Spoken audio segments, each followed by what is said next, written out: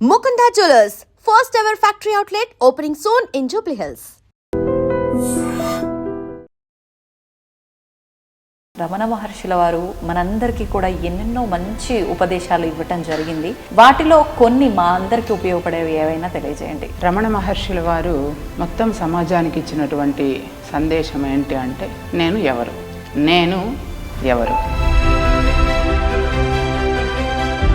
ఈ విషయాలని ఎందుకు చెప్పారు, ప్రత్యేకించి ఇదే ఎందుకు, దానిని పరిశీలన చేస్తే ఈ ఆలోచన తరంగాలు లోపల ఎక్కువైపోయి ఆహారం మానేసింది, అలా పడుకొని ఉండిపోయింది. కాబట్టి నువ్వు ఇంకా వెళ్ళు అని చెప్తుంది. ఎటువంటి విధానాలు మనం నిత్యము ఆచరిస్తుంటే నేను ఎవరు అనేది తెలుసుకోవచ్చు అంటారు. తెలుసుకున్న తర్వాత కూసు విద్య అంటారు, తెలియకపోతే బ్రహ్మ విద్య అంటారు. 702 శ్లోకాలతో కూడుకున్నటువంటి భగవద్గీతలో చక్కగా చెప్పారు. కానీ ప్రస్తుత రోజుల్లో మేము చదవాలి అనే ఆలోచన ఎక్కడొస్తుందమ్మా? ఆ ఆలోచన కలగడానికే ఆశ పెరిగినవాడు, అహము పెరిగినవాడు తనకు తానే కీడు ఓకు నలమ్మ. ఇదంతా సాధ్యపడేదంటారా? ఖచ్చితంగా సాధ్యమే.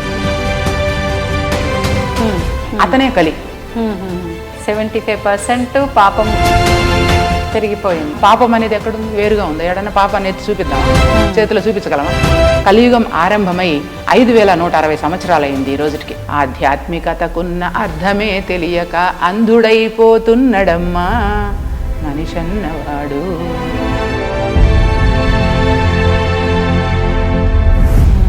కదా, అప్పుడు సేవకులు శూద్రులు తక్కువైపోతారు, బ్రహ్మ విద్యను బోధించే వాళ్ళు ఎక్కువైపోతారా? అలానే అయ్యారు కదా. నమస్కారం, ఐ డ్రీమ్ సనాతన వైభవం కార్యక్రమానికి స్వాగతం. నేను మీ విచిత.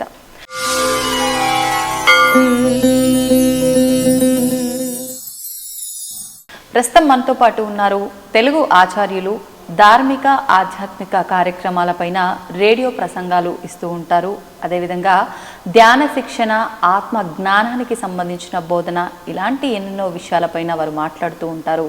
వారెవరో కాదండి, డాక్టర్ వరలక్ష్మి పూజారి గారు. ఇప్పుడు వారితో మాట్లాడి మనం కూడా కొన్ని విషయాలను సవివరంగా తెలుసుకునే ప్రయత్నం చేద్దాం. అమ్మా నమస్తే. నమస్తే అమ్మ.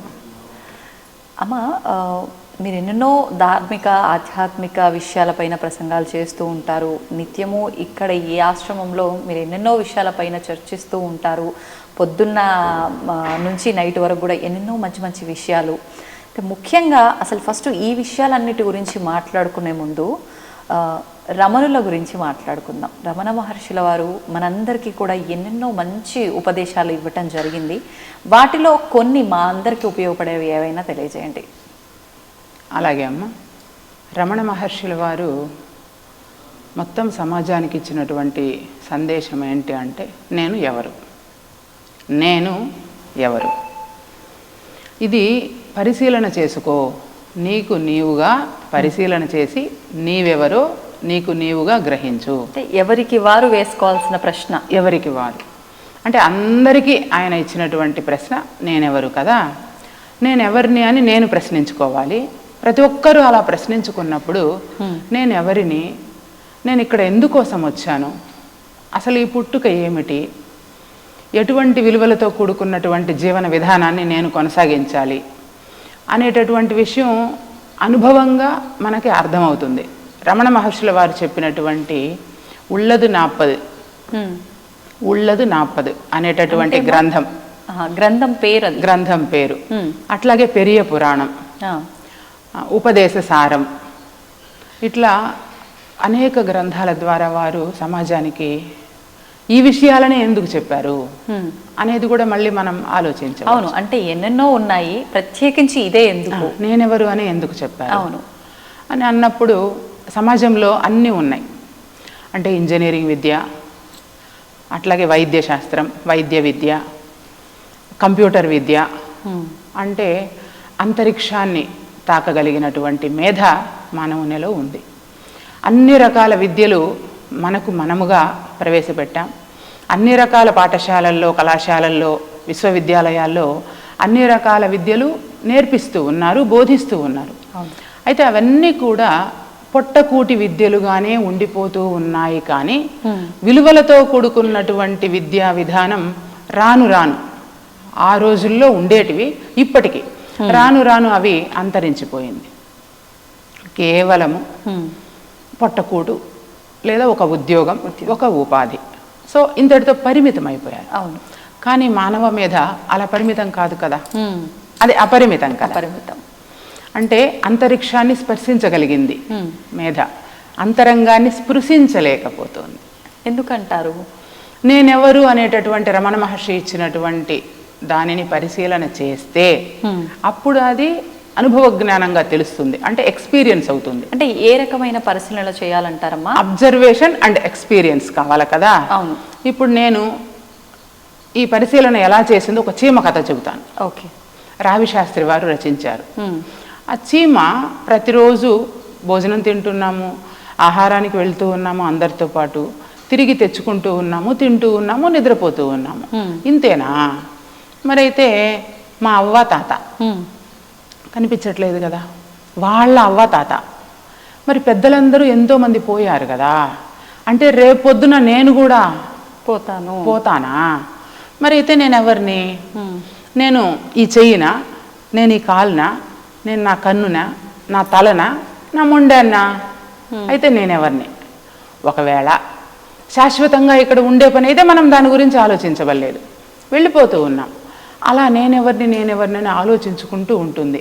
ఈ ఆలోచన తరంగాలు లోపల ఎక్కువైపోయి అది ఆహారం మానేసింది, అలా పడుకొని ఉండిపోయింది. ధ్యాస అంతా ఇంకా నేనెవరి పైన పెట్టేసి అది ఆహారం మానేసింది. తోటి ఫ్రెండ్స్తో రోజు ఆహారానికి వెళ్ళేది కదా, ఇప్పుడు మనం ఉద్యోగానికి వెళ్ళినట్లుగా మనం ఉద్యోగానికి పొట్టకూటికి ఈ పని మీద వెళ్తాం, అది తన ఆహారం కోసం అది పొలాల్లోకి వెళుతుంది.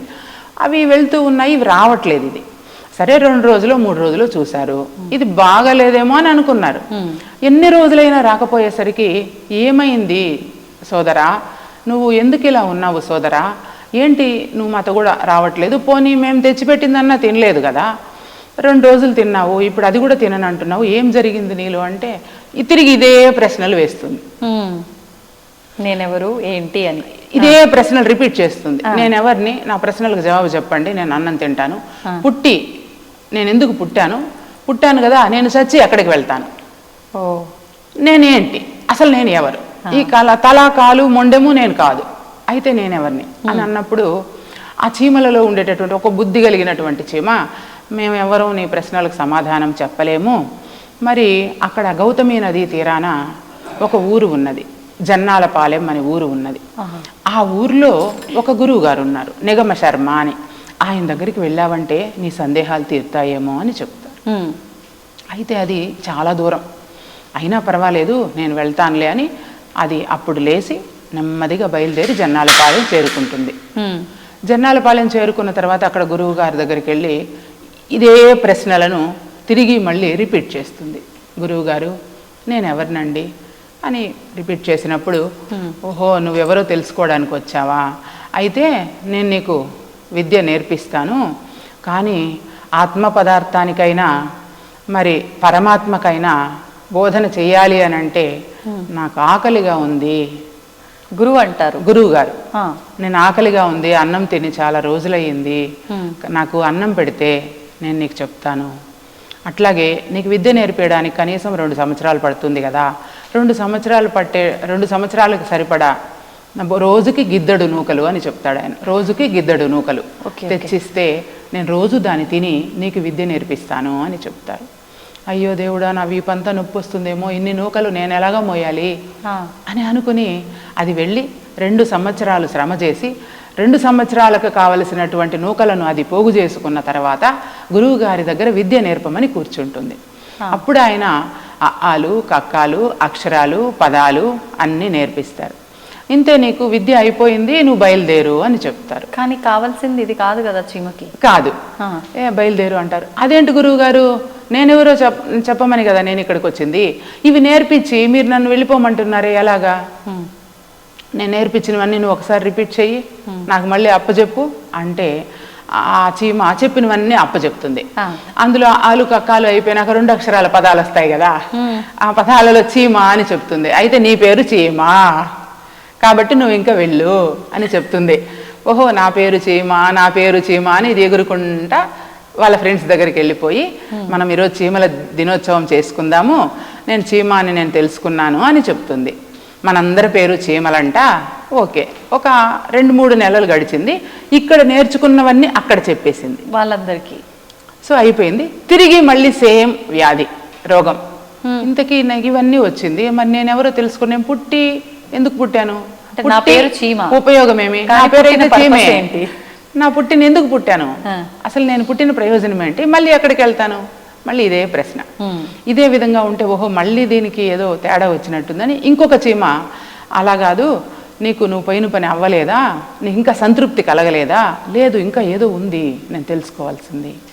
అప్పుడు చతుర్వేది గురువు గారు ఉన్నారు పలానా చోట అని చెప్తే, ఆ చతుర్వేది గురువు గారి దగ్గరికి వెళ్ళటానికి ఈ చీమ సంకోచిస్తుంది. ఆయన వేదాలు అధ్యయనం చేసినటువంటి బ్రాహ్మణుడు కదా, మరి నేను వెళితే ఆయన నాతో మాట్లాడతారా, లేదులే మా గురువు గారితో నాకు ఆ చనువు ఉంది, 2 సంవత్సరాలు నేను గిద్దెడు నూకలు మోసుకొని పోయి ఇచ్చాను కదా, ప్రతిరోజు నా గురువు గారిని వెళ్ళి అడుగుతాను అని చెప్పి గురువుగారి దగ్గరికి వెళ్ళి, గురువుగారు మీరు చెప్పిన పాఠంతో నేను సంతృప్తి చెందడం లేదు, నాకు ఇంకెవరినైనా సూచించండి, నేనెవరో నేను తెలుసుకోవాలి అంటే, అయితే ఇక్కడ నుంచి 3 ఆమడల దూరంలో చతుర్వేది గురువు గారు ఉన్నారు, అక్కడికి వెళ్ళు అంటే, అయితే మరి నేను అక్కడికి వెళ్తే ఆయన వారు నాతో మాట్లాడతారా, లేదులే నేను పరిచయ పత్రం రాసిస్తాను అని చెప్పి పక్కనే ఉండేటటువంటి తాటాకులు, ఆ రోజుల్లో ఉండేటువంటి ఆకు తీసి ఆ చీమ ఏమేమి నేర్చుకుందో రాసి ఇచ్చి పంపిస్తుంది.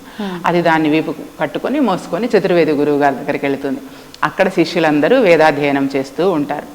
అయ్యో చీమ ఎందుకు వస్తుంది మా గురువుగారి దగ్గరికి, చీమ ఇక్కడికి ఎందుకు వస్తుంది గురువుగారి దగ్గరికి, దాన్ని తోసేయండి పంపించేయండి అని వాళ్ళు మాట్లాడుతూ ఉంటే, మనం సకల కోటి జీవరాశులను సమానంగా చూడాలి కదా, చీమైనా దోమైనా పరమాత్మ రూపంలో వచ్చి ఉండొచ్చేమో, దానిని మీరేమి అనకండి అని చెప్తే, అప్పుడు అది వచ్చి తను పరిచయ పత్రాన్ని అందిస్తుంది.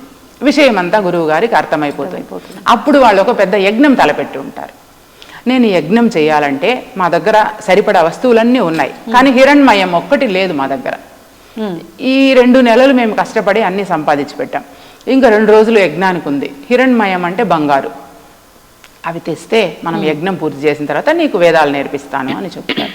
అలా అది వెళ్ళి, అయ్యో అది బరువు కదా, నాకు పొలాల్లోకి వెళ్ళి మట్టిలో పొడి ఉంటుంది కదా బంగారు పొడి, అదంతా తీసుకొని వచ్చి అది సేకరించి ఇస్తుంది. ఆ తర్వాత విద్య నేర్చుకుంటుంది. 4 వేదాలు నేర్పిస్తారు, సంస్కృత భాషలో పదాలు అన్నీ నేర్పిస్తారు.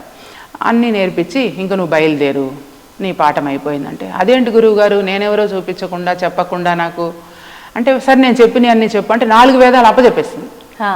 ఆయన చెప్పినవన్నీ అప్పచెప్పేసి పదాలన్నీ చెబుతుంది. దాంట్లో పిపీలికము అని ఒక పదం వస్తుంది.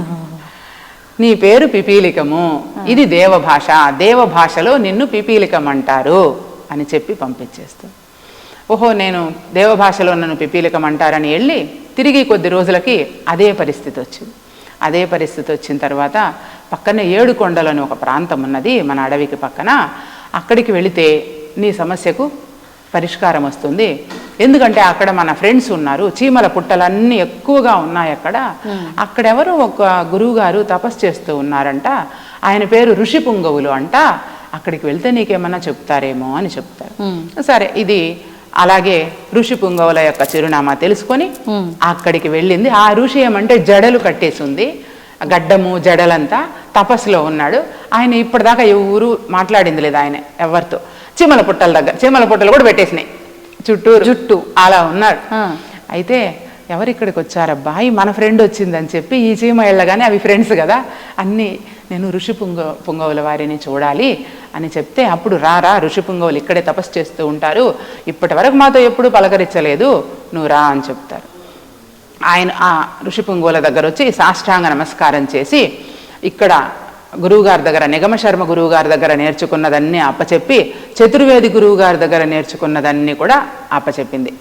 అలా అప్పచెప్పిన తర్వాత నేనెవరిని నేను తెలుసుకోవాలని అనుకుంటూ ఉన్నాను అనగానే, ఎవరబ్బా ఇంత అనర్గళంగా ఈ అడవిలో ఇంత చక్కగా వేదాలను శాస్త్రీయంగా అధ్యయనం చేసి ఇంత చక్కగా చెప్తున్నారు ఎవరబ్బా అని తపస్సులో ఉన్నటువంటి గురువు గారు విని ఋషిపుంగవుల వారు కళ్ళు తెరిచి చూస్తే ఇది అన్నీ చెప్తుంది, మళ్ళీ రిపీట్ చేస్తుంది.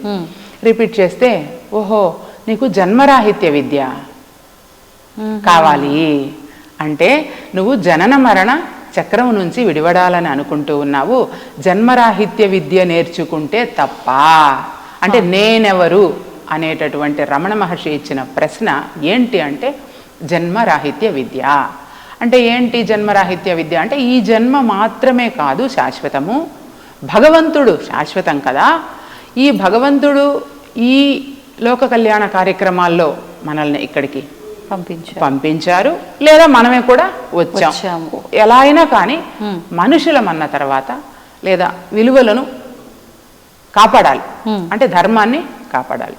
దీనికి ఏంటంటే శరీరం కలు ధర్మ సాధనం కదా, కలు మనిషికి శరీరం అనేది ధర్మ సాధనం. అంతే. మరి ధర్మాన్ని మనం కాపాడకపోతే ఏమవుతుంది? ట్రాక్ మిస్ అయిపోతాం, దారి తప్పిపోతే అది గల్లంతో అవుతుంది. కనుక ధర్మ పరిరక్షణ చెయ్యాలి. ధర్మ పరిరక్షణ ఎప్పుడు చేస్తాము అంటే నేనెవరో తెలిసినప్పుడు మాత్రమే చేస్తాం. ఆ ఋషిపుంగవుల దగ్గర ఓహో జన్మరాహిత్య విద్య ఇది ఎలాగా గురువు గారు అని అడుగుతుంది. అంతే, ఆయన మళ్ళీ మౌనంలోకి వెళ్ళిపోతారు. ఇంకా గురువు గారు పలకరేమో అనుకొని వెళ్ళిపోతుంది. అయితే ఆ చీమ వెనక్కు తిరిగి వాళ్ళ ఫ్రెండ్స్ దగ్గరికి వెళ్ళి మనం జన్మరాహిత్య విద్య నేర్చుకోవాలంట అని చెప్పాలి అని అనుకుంటూ వెళ్తుంది. అయితే అక్కడికి వెళితే అన్నీ చల్లాచెదురైపోయి పుట్టల్లో నుంచి చీమలన్నీ భయపడిపోయి అరుచుకుంటా ఏడ్చుకుంటా వస్తున్నాయి. ఏంటి ఏమైంది మీకు, ఎందుకు ఇలా వస్తున్నారు అంటే ఎవరు అంట సుఖభోగి అంట, ఆయన వచ్చి మన పుట్టలంతా మన స్థావరాలనంతా ఆక్రమించుకొని మనకి వెళ్ళిపోమంటున్నాడు, ఉంటే నలిపి చంపేస్తానంటున్నాడు, మరి ఏం చేయాలో మాకు అర్థం కాలేదు అంటే అప్పుడు ఇది నేను నిగమశర్మ దగ్గర అక్షరాభ్యాసం నేర్చుకున్నాను, చతుర్వేది గురువు గారి దగ్గర వేదాలు అధ్యయనం చేశాను, మనం భయపడడం ఏంటి, మనం శరీరం కాదుగా, నేను ఎందుకు భయపడాలి, రా మనందరం పోయి దాని మీద తిరగబడదాము అని అక్కడికి వచ్చి ఆ సుఖభోగిని ఇవందరూ ఈ చీమలన్నీ కలుసుకొని ధైర్యంగా ఆ సుఖభోగిని కుట్టి నలిపి చంపేస్తాయన్నమాట. అయితే అంతకుముందు సుఖభోగి ఒక ప్రశ్న వేస్తాడు, సంపాదించారు అన్నమాట నిజమే, భగవంతుడు ఉన్నమాట నిజమే, కానీ నేనేంటంటే మీరు సంపాదించాలి, నేను తినాలి, నేను అనుభవించాలి, మీ సంపాదనే కావచ్చు, అది అన్యాయమే కావచ్చు, అయినా నా పేరు సుఖభోగిని కనుక మీరు సంపాదించిన సంపాదనను నేను మీ దగ్గర లాక్కుని మిమ్మల్ని తరిమేస్తూ ఉన్నాను అని చెప్తాడు నిర్దాక్షిణ్యంగా. అందుకని చెప్పి అవన్నీ కూడా కుట్టి ఆ సుఖభోగిని చంపేస్తాయన్నమాట. ఇప్పుడు సుఖభోగి అంటే ఎవరంటే నాలో ఉన్నటువంటి ఆశదేహం. నేనెవరు అని ప్రశ్నించుకుంటే నీలో ఉన్నటువంటి ఆశ దేహాన్ని నువ్వు దర్శిస్తావు. అప్పుడు నిన్ను నీవు తెలుసుకొని నిన్ను నీ అదుపులో ఉంచుకొని, అందరూ చెప్తుంటారు మనసును అదుపులో ఉంచుకోవాలి, మనసును అదుపులో ఉంచుకొని, మనసును కాదు, మనసు కూడా ఒక ఇన్స్ట్రుమెంటే, ఆలోచన చేయడానికి ఉపయోగపడేటటువంటి ఒక పరికరం అది. బట్ నేను అనేటటువంటి ఐడెంటిటీతో కూడుకున్నటువంటి అహం భావన ఒకటి ఉన్నది మనలో, అదే అన్ని రకాలుగా ప్రవర్తిల్లుతూ ఉంటుంది. ఆ నేనును గనక దర్శిస్తే తెలుసుకుంటే అప్పుడు తనను తాను తెలుసుకుంటుంది. నేను శాశ్వతం కాదని, పరమాత్మ శాశ్వతమని, నిత్య సత్యమైన భగవంతుణ్ణి దర్శించినప్పుడు జ్ఞానంతో కూడుకున్నటువంటి జీవితాన్ని, విలువలతో కూడుకున్నటువంటి జీవితాన్ని జీవిస్తారు అనే విషయం ఆ నేనెవరు ప్రశ్న ద్వారానే బోధపడుతుంది. మరో మార్గం లేదుగాక లేదు. అందుకనే సమాజానికి ఆ నేనెవరు అనే ప్రశ్నను అలా విసిరేసి ఆయన అందరినీ ఆలోచింపజేశారు. అద్భుతం అమ్మా. మనము అంటే చీమని ఎంత తక్కువ చూపుతో చూస్తాము, కానీ చీమలతోటే ఒక ఉదాహరణ నేనెవరు తెలుసుకునేదానికి ఎంత చక్కగా వివరించారు. నిజంగా ఎవరు రాశారని చెప్పారమ్మా? రావి శాస్త్రి గారు, తెలుగు సాహిత్యంలో ఉంటుంది అది. ఆయన చీమ పిపీలికం అనే పేరుతో కథ రాశారు. ఇప్పుడు అంటే రమణుల వారు చెప్పిన ఎన్నెన్నో ఉపదేశాల్లో ఈ నేనెవరు ఒకటి. ఇప్పుడు మన నిత్య జీవితానికి, మానవ మనుగడకి సంబంధించి నేనెవరో తెలుసుకోవాలి, ఆ లోపల ఉన్న ఆ భోగం ఎవరు సుఖభోగిని మనం తెలుసుకొని అది అంతటితో అంతం చెయ్యాలి అని అంటే అంత ఈజీ పని అయితే ఏం కాదు. అంటే ఎటువంటి విధానాలు మనం నిత్యము ఆచరిస్తుంటే మనం నేను ఎవరు అనేది తెలుసుకోవచ్చు అంటారు, దాన్ని మనం శాశ్వతంగా అంతం చేయొచ్చు అంటారు? అంటే తెలుసుకున్న తర్వాత కూసు విద్య అంటారు, తెలియకపోతే బ్రహ్మ విద్య అంటారు. కాబట్టి తెలుసుకున్న తర్వాత అది చాలా సులభం అయిపోతుంది, చాలా సులభం అని అనిపిస్తుంది. ఇన్ని ఆరాట పోరాటాలలో అల్లలాడడం కంటే ఆప్యాయంగా అనురాగంతో లోపలికి వెళ్ళి మనతోటి లోపలికి వెళ్ళి ఆ పరిశీలన అనేది, అబ్జర్వేషన్ అనేది చేయాలి. దానికి ఒక క్రమ పద్ధతి ఉంది. అదేంటి క్రమ పద్ధతి అంటే, అది భగవద్గీతను ఆధారంగా చేసుకొని మనం చెప్పవచ్చు. ఎందుకంటే ఇప్పుడు మన విజిత అమ్మ చెప్పింది అంటే వినరు, వరలక్ష్మి అమ్మ చెప్పింది అంటే వినరు. భగవద్గీతలో ఇలా ఉంది అంటే ఒక నమ్మకం ఉంది కనుక మనకు నేర్చుకోవాలని అనుకున్నప్పుడు భగవద్గీతలో ఉండేటటువంటి క్రమ పద్ధతిని మనం ఆచరించాలి. ఇప్పటికీ ఉన్నటువంటి ఆధునిక నాగరికమైనటువంటి ఈ రోజులలో సమయం లేదు అని అనుకుంటూ ఉన్నారు కనుక 4 వేదాలను మనం ముందర వేసుకొని చదవలేము. అట్లాగే ప్రామాణికమైనటువంటి అనేక గ్రంథాలు ఉన్నాయి, అది కూడా చదవలేము. ఉపనిషత్తులు ఎన్నో ఉన్నాయి, వాటిల్లో నుంచి 10 ఉపనిషత్తులుగా ఇప్పుడు చదువుకుంటూ ఉన్నారు అన్నింటి సారాన్ని. ఆ 10 ఉపనిషత్తులు కూడా ఇప్పుడు చదవలేము. ఆ తరువాత ప్రస్థానత్రయమని భగవద్గీత, ఉపనిషత్తులు, బ్రహ్మసూత్రాలు, ఇవి 3 ఉన్నాయి. ఈ మూడింటిని కూడా చదివే అంత తీరిక లేదు. బ్రహ్మసూత్రాలలో 555 సూత్రాలు ఉంటాయి. ఇవన్నీ కూడా చదువుకునేదానికి వీలు కాదు గనక ఇప్పుడు ఇది చిన్న పుస్తకం భగవద్గీత, 702 శ్లోకాలతో కూడుకున్నటువంటి భగవద్గీతలో ఏమి చెప్పారంటే క్రమ పద్ధతిలో మనకు నేనెవరో తెలుసుకునేటట్లుగా అందులో శ్లోకాలను అమర్చి చక్కగా చెప్పారు. కాబట్టి ఏ గ్రంథాలు అవసరం రాకుండానే ఇప్పుడు ఉపదేశ సారమైన మీరు భాగవతమైన ఏ గ్రంథంలో అయినా విషయం ఒకటే, ఏది నేనెవరో తెలుసుకోవడమే. అందుకని ఇప్పుడు మనకు అందుబాటులో ఉన్నది ఇదే గనక ఇందులో క్రమ పద్ధతి చెప్పారు. ఏంటి ఆ క్రమము అంటే 1వ అధ్యాయము అర్జున విషాద యోగం. దీంట్లో నిత్య అనిత్య వివేకము అనేది మనలో ఉన్నటువంటి ఎవరైతే సుఖభోగి మనిషిలో ఉన్నాడో, ఈ శరీరాన్ని నడిపిస్తూ ఈ శరీరానికి డైరెక్షన్స్ ఇస్తూ ఉన్నటువంటి ఒక డ్రైవర్ ఎవరైతే ఉన్నారో ఆ డ్రైవర్కి మనము ఈ నిత్యము ఏది అనిత్యము ఏది అనే జ్ఞానాన్ని అందిస్తే, ఎందుకంటే ఏదైతే నవ్వుతుందో అదే ఏడుస్తుంది లోపల, అంతేనా? నవ్వేది వేరు ఏడ్చేది వేరు కాదు కదా. కొద్దిసేపు అమ్మ చాలా గొప్పది చాలా మంచిది అంటుంది, కొద్దిసేపు తర్వాత అబ్బా ఆమె అసలు మంచిది కాదు అని ఇంకా ఎన్నో చెప్తుంది. అంటే కొద్దిసేపు అవునని కొద్దిసేపు కాదని ఇలాగా రకరకాలుగా క్లారిటీ లేకుండా ఆ ఉండటానికి కారణం ఏంటంటే ఇది ఒక గీత అన్నమాట, మార్గం గీత కదా. అంటే నేనెవరు తెలుసుకోవడానికి ఉపయోగపడే ఒక గీత, అంటే రోడ్ అంతే. అంటే మీరు చెప్తున్నారు బాగుంది, అంటే నేనెవరో తెలుసుకోగలిగితే దాన్ని ఒక ఆచరణలో పెట్టాలి అని అంటే ఒక మార్గదర్శకం గీత అని చెప్పి. కానీ ప్రస్తుత రోజుల్లో గీతని ఏ రకంగా చూస్తున్నారు అంటే ఎంతో ఒకప్పటి కాలం కన్నా ఇప్పుడు ఎంతో అంటే ప్రచారం జరుగుతోంది గీతకు సంబంధించి. గీత కనుక మీరు చదివితే మీ రాతని మార్చుకోవచ్చు అన్నట్లుగా చెబుతున్నారు ఎంతోమంది. కాకపోతే గీత అనగానే అందరికీ గుర్తొచ్చేది అదొక పవిత్రమైన పుస్తకం, ఒక గ్రంథం అని చెప్పి పూజ గదిలో పెట్టి పూజ చేసే వరకు, లేదు అంటే ఏ సమయంలో పడితే ఆ సమయంలో గీతని తాకకూడదు అని చెప్పి భద్రంగా అల్మారాలో పెట్టే వరకు, లేదు అంటే మరణించిన వారి దగ్గర మరణించిన వాళ్ళు ఏదో లేచొచ్చి మళ్ళీ వాళ్ళు లైఫ్ని సక్రమంగా నడుపుకుంటారు అన్నట్లుగా వాళ్ళ దగ్గర ఆ గీత శ్లోకాలన్నీ ప్లే చేయటము, ఈ 3 రకాలుగానే ఎక్కువగా గీతను ఉపయోగిస్తున్నారేమో అనిపిస్తుంది. మరి అటువంటప్పుడు మంచి మార్గంలో వెళ్ళాలి, మేము చదవాలి అనే ఆలోచన ఎక్కడొస్తుందమ్మా? ఆ ఆలోచన కలగడానికే భగవద్గీతను క్రమ పద్ధతిలో అధ్యయనం చేసినప్పుడే వస్తుంది. అలా అధ్యయనం చేయడానికి మొదటి అధ్యాయంలో మనకి ఏం తెలుస్తుంది అంటే ఏది నిత్యము ఏది అనిత్యము అనేటటువంటి వివేచన. అసలు ఈ నిత్యము ఏంటి అనిత్యము ఏంటి వివరణ చెప్తాను. వివేచన ఎక్కడ కలుగుతుంది? మన లోపలే. ఎక్కడ? ఏదైతే ఇప్పుడు అవివేకంతో ఉందో, ఏదైతే విషయం తెలియకుండా ఉందో దానికే వివేచన కలుగుతుంది. నిత్యము అంటే ఎప్పటికీ మారనిది, శాశ్వతమైనది, సత్యమైనది, వికారము లేనిది, సనాతనమైనది. అది దాని లక్షణము పుట్టదు, గిట్టదు, ముట్టదు, పట్టదు, కొట్టదు, తిట్టదు, కట్టుబడదు, ఏది అంటదు అని. ఏది అంటదు దానికి. అదే మనకి భగవద్గీతలో చెప్పిన శ్లోకము, నైనం చిందంతి శస్త్రాణి నైనం దహతి పావకః నచైనం క్లేదయంత్యాపో నశోషయతి మారుతః అచ్చేద్యోయం అదాహ్యోయం అక్లేద్యో శోషయేవచ నిత్యః సర్వగతః స్థాణుః అచలోయం సనాతన నజాయతే మ్రియతే వా కదాచిత్ నాయం భూత్వా భవితా వా నభూయః అజో నిత్యః శాశ్వతోయం పురాణో నహన్యతే హన్యమానే శరీరే. అంటే అజహ జన్మలేనిది, పుట్టనిది, ఇది శాశ్వతము, ఇది పురాణము, ఇది సనాతనము, ఈ లక్షణాలన్నీ కూడా ఒక్క భగవంతునికే వర్తిస్తుంది. పోని ఇప్పుడు భగవంతుడు అనగానే ఒక రూపం ఆపాదించుకుంటారు.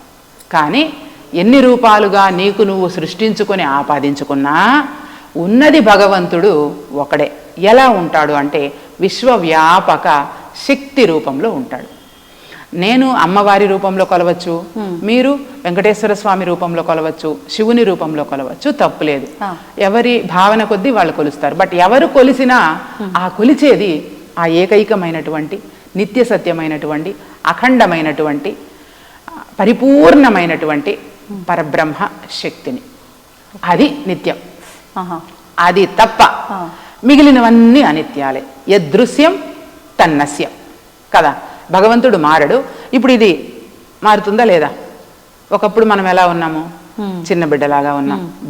శైశవ దశ, బాల్య దశ, ఆ తర్వాత కౌమార దశ, యవ్వన దశ, వయోజన దశ, వృద్ధాప్య దశ.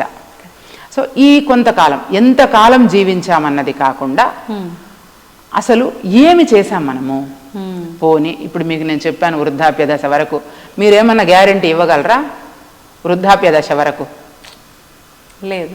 శతవర్షముల దాకా మితము చెప్పిరిగా అని నమ్మరాదా మాట నెమ్మనమున. బాల్యమందో, మంచి ప్రాయమందో, ముదిమియందో లేక ముసలియందో, ఊరనో అడవినో ఉదక మధ్యముననో ఎప్పుడో విడుచుట ఏ క్షణంబో. మరణమే నిశ్చయము బుద్ధిమంతులైన దేహమున్నంతలో నిన్ను తెలియవలయు. జీవుని ప్రయాణ కాలంబు సిద్ధమైన నిలచున దేహమందు ఒక్క నిమిషమైన. కాబట్టి అనిత్యము అనే విషయాన్ని నువ్వు గ్రహించినప్పుడు ఒక పదవి కోసం, ఒక డబ్బు కోసం ఇంకొకళ్ళని ఏదైనా చేయగలిగేటటువంటి మనస్తత్వం మనలో కలగదు కదా కదా.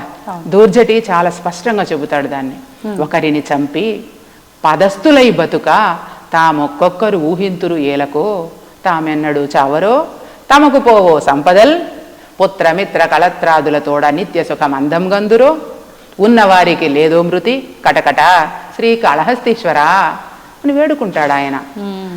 ఈ భావన ఎప్పుడైతే మనకు నేను శాశ్వతం కాదు, భగవంతుడు శాశ్వతము, నేను ఇక్కడికి ఒక చుట్టంగా వచ్చాను, ఒక అతిథిగా వచ్చాను, ఈ భూమండలం అనేది ఓ మంచి పాఠశాల, నేను నేర్చుకోవడానికి వచ్చాను, నేర్పించడానికి వచ్చాను, ఇక్కడ అందరూ ఒకటే, అవును అందరూ సమానమే, అందరూ సమానమైనటువంటి ఈ భూమండలం మీద ఇన్ని కుల మత లింగ వర్ణ వర్గ విభేదాలు ఎందుకు వచ్చాయి అంటే ఆ సుఖభోగి లాంటి వాడు ఎవరికి వాళ్ళుగా స్వార్థంతో ఉండిపోయి ఉన్నటువంటి దేశంలో లేదా మన రాష్ట్రంలో ఉన్నటువంటి సంపదను అందరికీ పంచకుండా కొంతమంది దగ్గరే ఉండిపోతుంది కదా.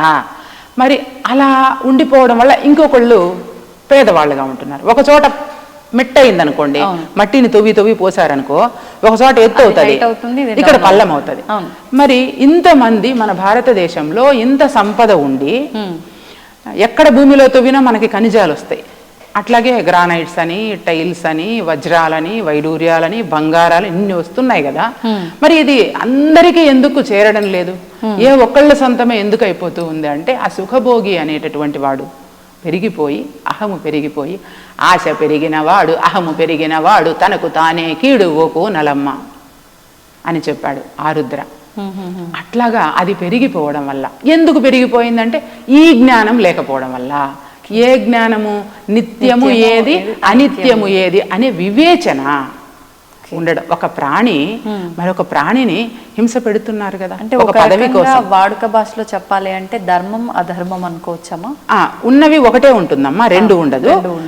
అది ఎట్లాగా అనుకుంటారంటే ఇప్పుడు మంచి చెడు రెండు ఉండదు. ఇప్పుడు హత్య చేయడానికి వెళ్ళిన వాడు కూడా నేను మంచి చేస్తున్నాను అనుకుని వెళ్తాడు, దొంగతనం చేసేవాడు కూడా నేను మంచి చేస్తున్నాను అనుకొని వాడి వెళ్తాడు. దృష్టిలో మాత్రమే మంచి అది. కాబట్టి ఉన్నది ఒకటే, మంచే, చెడు ఉండదు.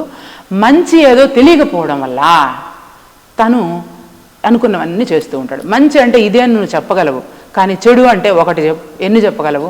ఎన్నైనా చెప్తూ ఉంటాం కదా, ఎన్నో ఉంటాయి. అట్లాగే ధర్మం కూడా. యాక్చువల్గా గీత ప్రకారంగా అసలు ధర్మం అధర్మం అంటే ఏంటమ్మా? ఇప్పుడు మీరు అన్నట్టుగా ఒకటే ఉంది, రెండవది లేదు, అంటే మంచి ఉంది, చెడు లేదు, చేస్తున్నదే మంచి అనుకుంటాం, చెడైనా అని చెప్పి. గీతలో ఏం చెప్పారు ఈ ధర్మం అధర్మం, ఈ మంచి చెడుల గురించి? గీతలో చెప్పింది కూడా ధర్మము అంటే దైవము. ధర్మం అంటే దైవం అని అన్నప్పుడు దైవం ఒక గీత ఉంది, ఒక లక్షణాలు ఉన్నాయి, ఒక పద్ధతి ఉంది. అదే గీత, భగవద్గీత పద్ధతి. భగవంతుని తెలిసే గీత, తెలిపే గీత, తెలిసే గీత. ఈ పద్ధతిలో నువ్వు వెళ్ళినప్పుడు నువ్వు కరెక్ట్గా ట్రాక్ మీదే వెళ్తావు, దారి తప్పవు. నువ్వు దారి తప్పేసావు అనుకో, అప్పుడు నువ్వు ఎందులో ఉన్నట్టు? అధర్మంలో ఉన్నట్టు. అధర్మం అని ప్రత్యేకంగా దానికి ఇన్ని లక్షణాలని ఇట్లా ఏమి ఉండదు. మంచికి అధర్మం అది. అట్లాగే మంచిగా ఉండకపోవడమే చెడు. చెడు. కానీ మా ఇప్పుడు మీరు అంటున్నారు మంచిగా ఉండకపోవడం చెడు, ధర్మంగా నడవకపోవడం అధర్మము అని. కానీ ఇందాక మీరు అన్నట్లుగా అంటే ఎవరికి వారు చేస్తున్నది మంచి అనే అనుకుంటారు, ధర్మం అనే అనుకుంటారు. అదే మూర్ఖత్వంలో వెళ్ళిపోతూ ఉంటారు. నేను చేస్తున్నది తప్పు అని మీరు నాకు ఒకవేళ చెప్పినా, లేదు నేను మంచే చేస్తున్నాను అని వితండవాదం చేస్తుంటారు. అలాంటి మూర్ఖుల్ని మనం అసలు బయటికి తీసుకురావడం సాధ్యమే అంటారా? ఖచ్చితంగా సాధ్యం. ఎందుకంటే గీతలో చాలా సులభంగా ఉంది కదా. ఇప్పుడు తనకి ఆ సుఖభోగే కదా అంటుంది. ఇప్పుడు తప్పు చేసినది ఆ ఫిజికల్ బాడీనా, తనలో ఉండేటటువంటి ఆ సుఖభోగినా? తప్పు ఏదైతే అధర్మం అంటున్నామో దాన్ని చేస్తున్నది తన యొక్క భౌతిక శరీరమా, తనలో ఉన్నటువంటి ఆ భావన అయి ఉండొచ్చు కదా. ఎంత సింపుల్. ఆ భావాన్ని మనం మార్చేస్తే సాఫ్ట్వేర్ అంటే నీ సాఫ్ట్వేర్ లో వైరస్ పట్టింది. ఆ వైరస్ కి మందు వేయాలి. ఆ మందే భగవద్గీత. అందుకే భగవద్గీత మొదటి అధ్యాయంలో అర్జున విషాద యోగంలో విషాదం అంటే ఏమిటి అని బోధిస్తూ, ఇది సంపదలంతా కూడా అనిత్యము, మరి ఈ అనిత్యమైనటువంటి సంపదల కోసం నేనెందుకు యుద్ధం చేయాలి అని కూడా ఒక సందర్భంలో ఆయన ప్రశ్నిస్తాడు మన అర్జునుడు. కాబట్టి ఎప్పుడైతే నిత్య అనిత్య విభజన తెలిసిపోతుందో, అంటే ఆత్మ అనాత్మ, భగవంతుడు మిగిలినవన్నీ కూడా అశాశ్వతం కనుక దానిని భగవంతుడని చెప్పలేము. కాబట్టి ఎప్పటికీ ఉండేది భగవంతుని తత్వము, భగవంతుని శక్తి. మరి మన డ్యూటీ ఏంటి ఇక్కడ అంటే ధర్మ సంస్థాపన. ధర్మ సంస్థాపన అంటే ఏమి అంటే విలువలతో కూడుకున్నటువంటి జీవన విధానం. ఏంటి అసలు ఈ విలువలు ఏంటమ్మా? ఏంటి విలువలు అంటే ఒక మనిషి మరొక మనిషిని ఏ రకంగానూ కూడా బాధించకుండా ఉండడం.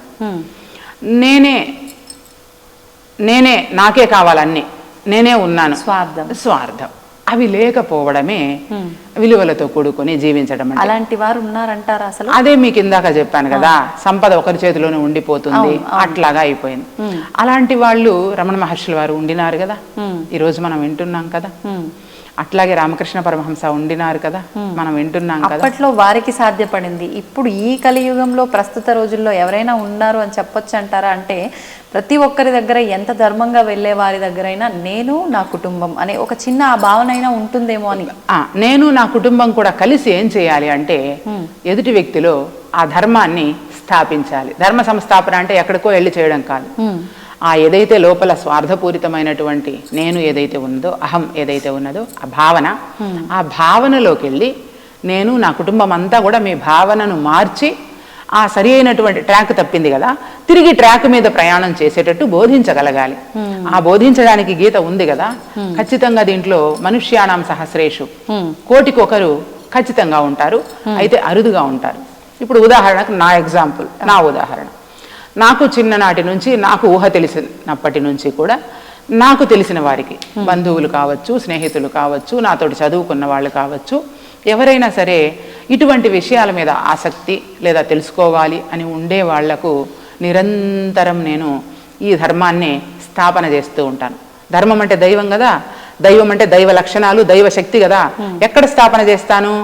మనకేమైనా కనిపిస్తుందా? అది కనిపించదు. మీ యొక్క లోపల జ్ఞానంలో, జ్ఞాతలో, దానిని జ్ఞాత అంటారు. గ్రహించేవాడిని మన లోపల ఉంటాడు డ్రైవర్ అని చెప్పాను కదా, జ్ఞాత అంటారనమాట. అది దానికి మనం విలువలను, ఆ ధర్మాన్ని ఆ దైవాన్ని దాని లోపల స్థాపింపజేయడం. ఎట్లా స్థాపింపజేయడం మీకు ఉదాహరణ చెప్తాను. ఇప్పుడు మనకి పరమానంద శిష్యుల కథ అందరికీ తెలిసింది, సులభంగా అర్థమవుతుంది. 10 మంది నది దాటడానికి వెళ్ళారు, తెలుసు కదా. నది దాటిన తర్వాత ఎంచుకుంటారు వాళ్ళు, 9 మందే ఉన్నారు అని ఏడుస్తూ ఉంటారు.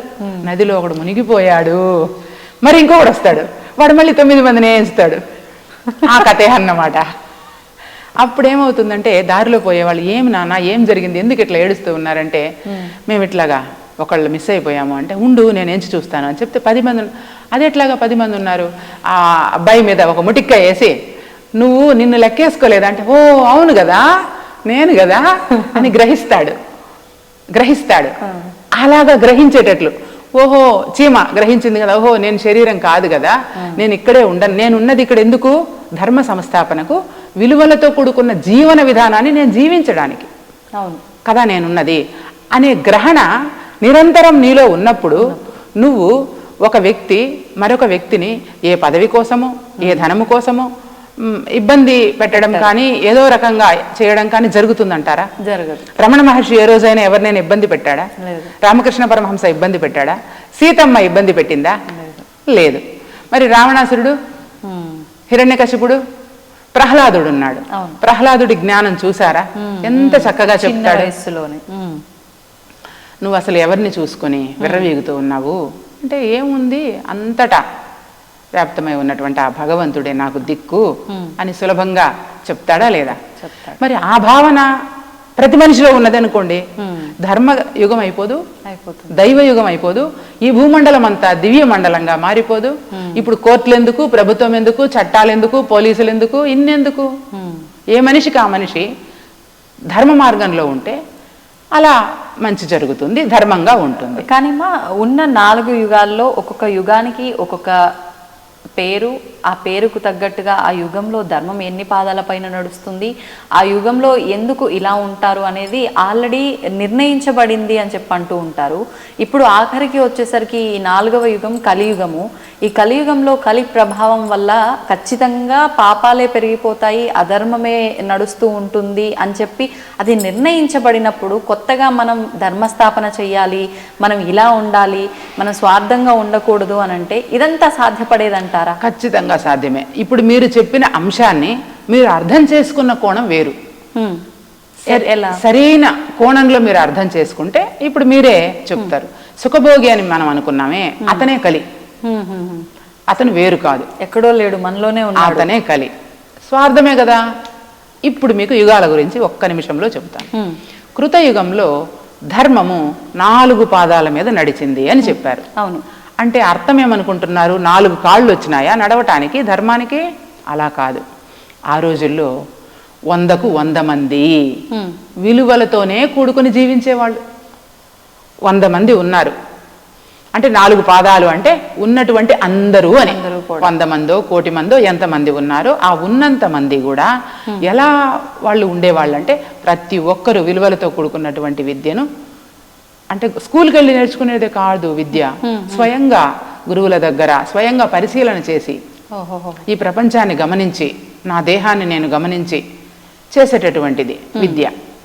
అట్లాగా అందరూ కూడా 4 పాదాలు అంటే 4 భాగాలు. దేవతలేనా మనుషులు కూడా ఉన్నారా ఎక్కడ? కృతయుగంలో అందరూ. మనం ఇప్పుడు అందరం దైవంగా, ఇప్పుడు మనము ఇప్పుడు నేను చెప్పిన దైవ లక్షణాలను మనం అందరం పుణికి పుచ్చుకొని అలాగా మనం నడుచుకున్నాం అనుకో, మనం అందరం కూడా దేవతలమే కదా.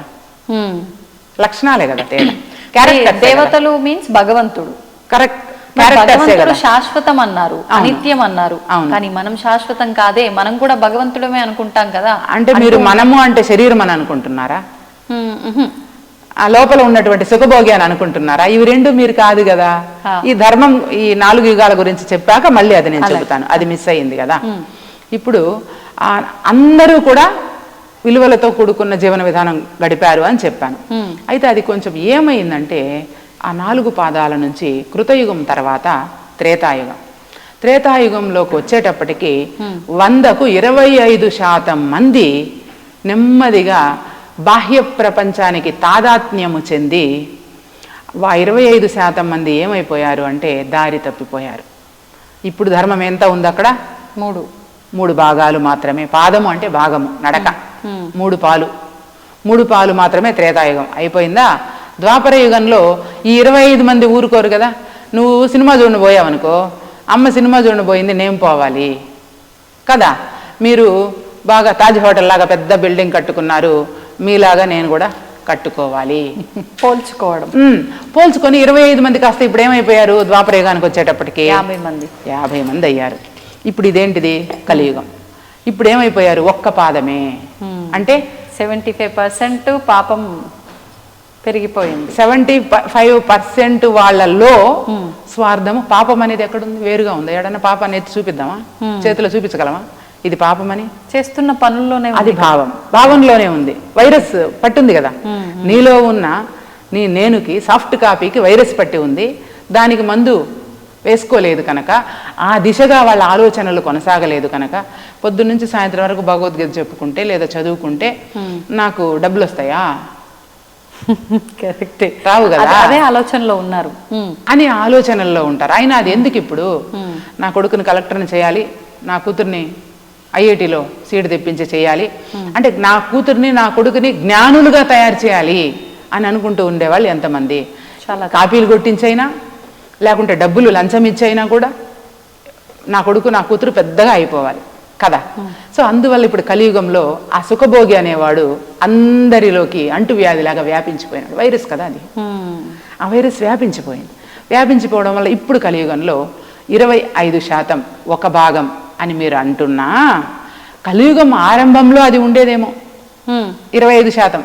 ఇప్పుడు అంత శాతం ఉందా? కలియుగం ఆరంభమై 5160 సంవత్సరాలు అయింది ఈ రోజుకి. ఈ సంవత్సరానికి 2025 ఈ నెల వరకు, ఈ సంవత్సరానికి 5000. మరి ఇప్పుడు ఆ % కూడా తగ్గిపోయింది. మీరు ఒక పాదం అని కూడా ఇప్పుడు చెప్పలేరు. ఒక పాదంలో కూడా మళ్ళీ కొంత తగ్గిపోయింది. ఎందుకంటే ఇప్పుడు 75 మంది వైపు తిరుగుతారా మనుషులు? నేను ఒక్కదాన్ని ఉంటే నా వైపుకి వస్తారా? ఎక్కువ మెజారిటీ ఎటుంటే. ఎందుకంటే వరలక్ష్మి ఊహ తెలిసినప్పటి నుంచి కనిపించిన వాళ్ళకంతా ధ్యానం చెప్తుంది. ఎన్ని ప్లాట్లు కొనింది, ఎన్ని బిల్డింగులు కట్టింది, ఏం చేసింది, నా దగ్గరికి ఎందుకు వస్తారు మనుషులు కదా. అట్లాగా మనము ధర్మం అంటే దైవం, ఈ విధంగా పాదాలను మనం అర్థం చేసుకుంటే కృతయుగం, త్రేతాయుగం, ద్వాపరయుగం, కలియుగంకి వచ్చేటప్పటికి ఇప్పుడు అరుదైపోయారు. ఇప్పుడు ఒక చిన్న సందేహం, అంటే ఇప్పుడు ఈ కలియుగంలో 75% మంది ఆలోచన విధానం కొంచెం వేరే రకంగా ఉంది కాబట్టి ఎక్కువగా వీళ్ళ సైడే మొగ్గు చూపి ఉన్న 25లో కూడా వీళ్ళ సైడ్కి రావడం జరిగింది. మరి ఇప్పుడు ముందు వాటి గురించి తీసుకుంటే కూడా యుగాల గురించి ఇదే గనక మనం ఫాలో అయ్యి ఉంటే, ఫస్ట్ కృతయుగంలో 100కి 100% మంచి వాళ్ళు అయినప్పుడు అసలు పాపం చేసే వాళ్ళలాగా భావన రావటానికి కానీ, ఆ రెండో యుగంలో వచ్చేసరికి కొంత % తగ్గడానికి అసలు ఆస్కారం ఎక్కడుందని తగ్గిపోయింది? ఎట్లా ఉందంటే, ఒకప్పుడు గురుకుల పాఠశాలలు ఉన్నాయి, మీకు తెలుసు కదా. ఆశ్రమాలు, గురుకుల పాఠశాలలు ఉండి పిల్లలందరూ కూడా 16, 17 ఏళ్ళు, 18 ఏళ్ల వరకు ఎక్కడ చదువుకునేవారు? ఇప్పుడు కాన్వెంట్లు ఎన్ని వచ్చాయి? ఇవన్నీ ఎప్పుడు మార్పు చెందింది? అలాగా ఒక మనిషిలో కలిగినటువంటి ఒక కలి భావన, స్వార్థ భావన ఒక మనిషి నుంచి మరొక మనిషికి ఎప్పుడు పాకింది అనే విషయం కూడా చాలా స్పష్టంగా భగవద్గీతలో 4వ అధ్యాయంలో ఉంది. క్రమ పద్ధతిలో చెప్పారు ఏ విధంగా అంతరించిపోయింది విద్య నెమ్మదిగా. ఇప్పుడు ప్రభుత్వ పాఠశాలలు కూడా వెళ్ళిపోయాయి కదా, ఇప్పుడు ప్రైవేటు పాఠశాలలు వచ్చాయి. మరి ఇంక కొన్ని రోజులకి ప్రభుత్వ పాఠశాలలు ఉంటాయా లేదా అన్న కూడా సందేహం ఉంది ఇప్పుడు. అవునా కాదా? ఇంకా కొన్ని రోజులకి ఈ మాత్రం విలువలైనా ఉంటాయా లేదా అని కూడా సందేహమే మనకి. ఆ విధమైనటువంటి మార్పు, ఆ స్వార్థము ఏ ఒక్కరిలోనో కలగడం వల్ల అలాగా అందరికీ అది వ్యాపించింది. ఓకే. అంటే అది ఎలా మార్పు మొదలైందో కూడా తెలియని విధంగా ఒక రకంగా మార్పు మొదలైంది మనకు తెలుస్తూ ఉంది కదా. ఒకప్పుడు ఉన్నటువంటి విధానం ఇప్పుడుందా? జీవన విధానం లేదు, మారిపోతుంది. అలాగా మారుతున్న సమాజంలో మనము ఎదగడానికి, మనము మారుతున్న సమాజంలో ఎదిగే దిశగా మనం ఏదైనా మిషనరీస్ కనిపెట్టడం కానీ, విద్యలో చేయవలసినటువంటి మార్పులు కానీ చేయాలి. కానీ అది ఎదుగుదల పేరుతో అధఃపాతాళానికి వెళ్ళిపోయేటట్లుగా మార్పుకి సంబంధించినటువంటి భావనలు కలగడం వల్ల ఈ విధంగా అంటే కాలక్రమేణా మార్పు రావటం సహజము, ఆ మార్పుకు తగ్గట్టుగా మనిషి మారటం కూడా ముఖ్యము, కానీ ఎలా మారుతున్నాము అనేది మాత్రం ఖచ్చితంగా చూసుకోవాలి. అది చూసుకోవాలి. ఓకే, అది మనకు క్రమ పద్ధతిలో ఇది నేర్పిస్తుంది అన్నమాట. 1వ అధ్యాయంలో ఇది మనకు తెలిసేది, నిత్యమేది అనిత్యమేది. అట్లాగే 2వ అధ్యాయంలో సాంఖ్యయోగం. సాంఖ్యము అంటే జ్ఞానం అన్నమాట. అంటే సాంఖ్యయోగంలో ఒక మనిషి ఇప్పుడు దారి తప్పిపోయాడు, ట్రాక్ తప్పిపోయాడు. ఎలా ఆలోచన చేసి ఏ విధంగా మనల్ని స్వీయ అధ్యయనం చేస్తే మనము మంచిగా మారతాము అనేటటువంటి క్రమ పద్ధతి 72 శ్లోకాల్లో క్రమంగా చెప్పాడు. అంటే నీ యొక్క ఇంద్రియాలను నువ్వు నీ లోపల ఉంచుకోవాలి. అంటే కంట్రోల్ అంటారు, అది కంట్రోల్ కాదు. నీ యొక్క ఇంద్రియాలను అవి ఎలా ప్రవర్తిల్లుతున్నాయో నువ్వు గమనించాలి. ఎవరు గమనించాలి ఇప్పుడు మళ్ళీ? వాడే కదా, సుఖభోగి గమనించాలా, కలి గమనించాలా. ఆడు గమనించి గమనించి గమనించి ఇటువంటి భగవద్గీత, రమణ మహర్షి ఇటువంటి వాళ్ళను చూసి నేను ఇప్పుడు ఎక్కడున్నానబ్బా, అవును కదా నేను దారి తప్పిపోయి ఉన్నాను, ఇప్పుడు నేను దారిలోకి రావాలంటే ఓకే ఈ క్రమ పద్ధతిని నేను అనుసరిస్తే నేను దారిలోకి వచ్చేస్తాను కదా అనే భావన. అంటే ఇప్పుడు ఏమైంది, దానికి మందు పడింది వైరస్కి. ఆ వైరస్ నెమ్మదిగా 18వ అధ్యాయం వచ్చేటప్పటికి ఆనందంగా తొలగిపోతుంది అన్నమాట. తొలగిపోయిన తర్వాత తన స్వస్వరూపం తనకు తెలుస్తుంది. దశమ శిష్యుడు, ఆ 10 మందిలో ఒకడు, ఆ బాటసారి వచ్చి మొటిక్కాయ వేసి అవునా మేము 10 మంది ఉన్నామా అని గ్రహించినట్లుగా ఈ 18 అధ్యాయాలు క్రమ పద్ధతిలో చదువుకుంటూ వెళ్ళినప్పుడు చాలా స్పష్టంగా చాలా సులభంగా తనకు స్వస్వరూపం దర్శనమవుతుంది, భగవంతుని తత్వం అర్థమవుతుంది. దేహం అంటే ఏమి, దేహి లక్షణాలు ఏమి మనకు భగవద్గీత క్రమ పద్ధతిలో బోధించింది.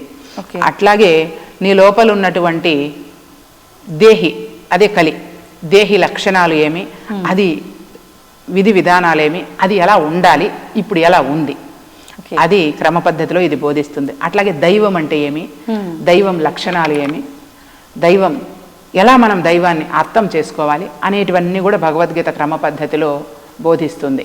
కర్మ అంటే ఏమి, పని, కర్మ అంటే పని. కర్మ అనేది అసలు చాలా వరకు రమణ మహర్షి చెప్పినారు, చాలా వరకు అందరూ ఏమనుకుంటున్నారు, ఇది నా కర్మ, ఇది నా విధి వశాన ఇలాగా నాకు అయ్యింది అని అంటారు కదా. ఇప్పుడు విధి అంటే ఏంటిది, నీ పూర్వజన్మ సుకృతం. మరి పూర్వజన్మలో కూడా నువ్వే కదా, అక్కడ రాసుకున్న విధి కూడా నీదే కదా కదా. కాబట్టి ఆ కర్మతత్వాన్ని మనం ఎలా అర్థం చేసుకోవాలి అనేది 2వ అధ్యాయానికి కపిల మహర్షి చెప్పినటువంటి సాంఖ్యయోగం ఆధారంగా అన్వయించి భగవద్గీతలో మనం నేర్చుకోవచ్చు. 3వది కర్మయోగంలో రమణ మహర్షి చెప్పినటువంటి ఉపదేశ సారంలో పూర్తిగా కర్మతత్వం గురించి ఉందన్నమాట. అంటే దేనికైనా మనకు దాని తత్వం తెలియాలి. దాని తత్వం తెలిసినప్పుడు దానికి ఈజీగా మనము తీసుకోగలుగుతాము సారాంశాన్ని. ఇప్పుడు ఒక మెకానిక్కి ఆ వస్తువు పట్ల, కారో బైకో అనుకుంటే ఆ బైక్లో ఏమేమి ఉంటాయి, ఎన్నెన్ని పార్ట్స్ ఉంటాయి, ఇది ఎక్కడ ఏమి పొరపాటు జరిగింది అని కారు మెకానిక్ కారును గమనించగలుగుతాడు, కంప్యూటర్ మెకానిక్ కంప్యూటర్ని గమనించగలుగుతాడు, బైక్ మెకానిక్ బైక్ని గమనించగలుగుతాడు. అలాగా ఎన్ని విషయాలు తెలిసినా మరి నేనెవరు అనే విషయం ప్రతి మనిషికి తెలుస్తా ఉందా?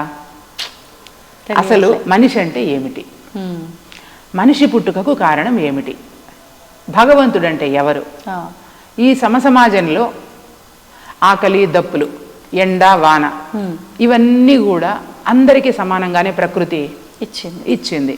మరి అయితే ఈ తేడాలు ఎందుకు కదా? మనం పెంచుకునే